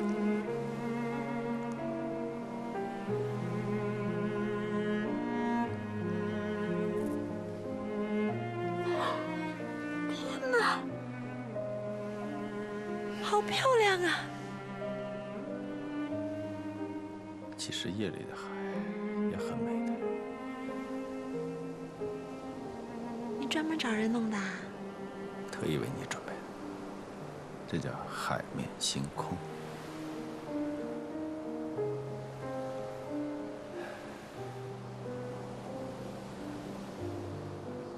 好漂亮啊！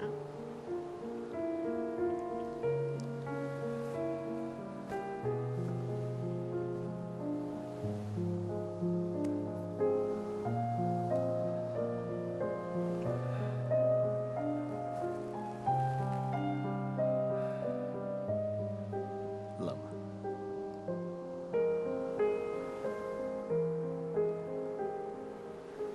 志德，我明白你的意思了。什么？虽然白天的时候，你不能牵着我的手，在沙滩上面一步一步地走，可是夜晚，你能给我这么一片海滩，我知足了。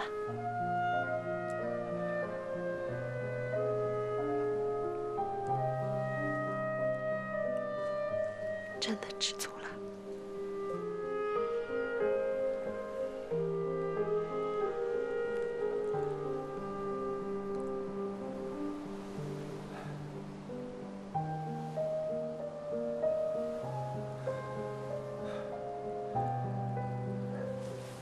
你在海边看过日出吗？其实，海边的日出很漂亮，只是在日出之前，海面会很不平静，风浪很大，人会被吹得很冷。只要你熬过了那段时间，等到了日出的那一刻，你就会觉得，你苦苦熬了这么久，真的很值。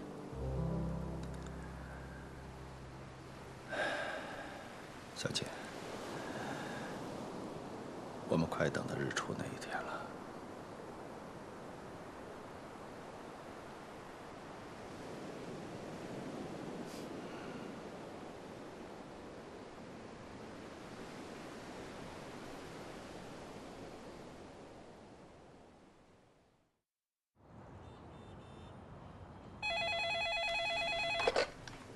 你好。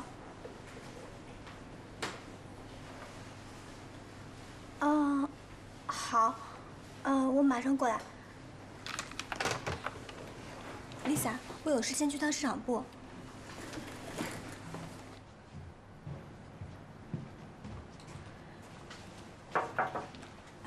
您找我啊 ？Rebecca 是吧？嗯。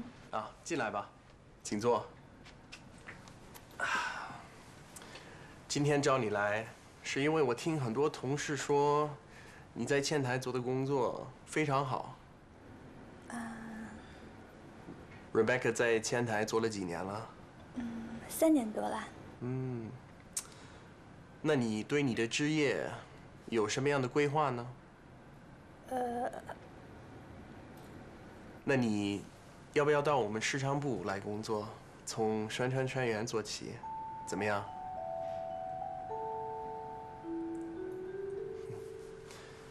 其实，我们也非常希望和 Rebecca 小姐这样的员工一起共事，你觉得可以吗？求之不得啊。请放心吧，规格很高，游艇是三亚当地能够做到最好的级别了。午餐在船上吃，酒水工作人员都在船上。他在江州应该还是没有类似的经历，这点我挺放心的。何总，那我回头向您汇报。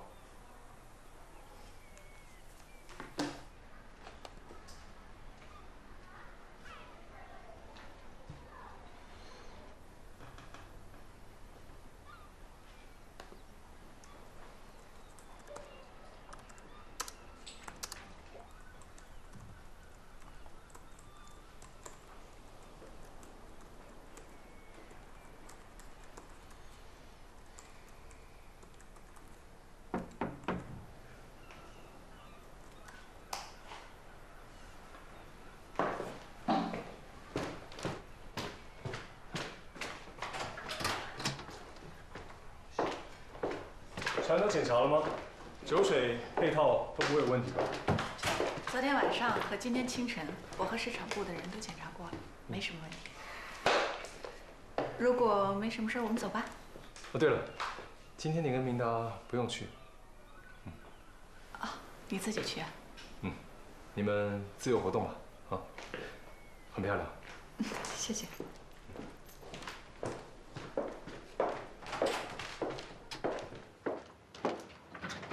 我走了。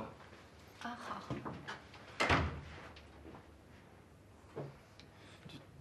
怎么办啊？什么怎么办呀？他们肯定是要谈桌面底下的事情，不带我们去也很正常。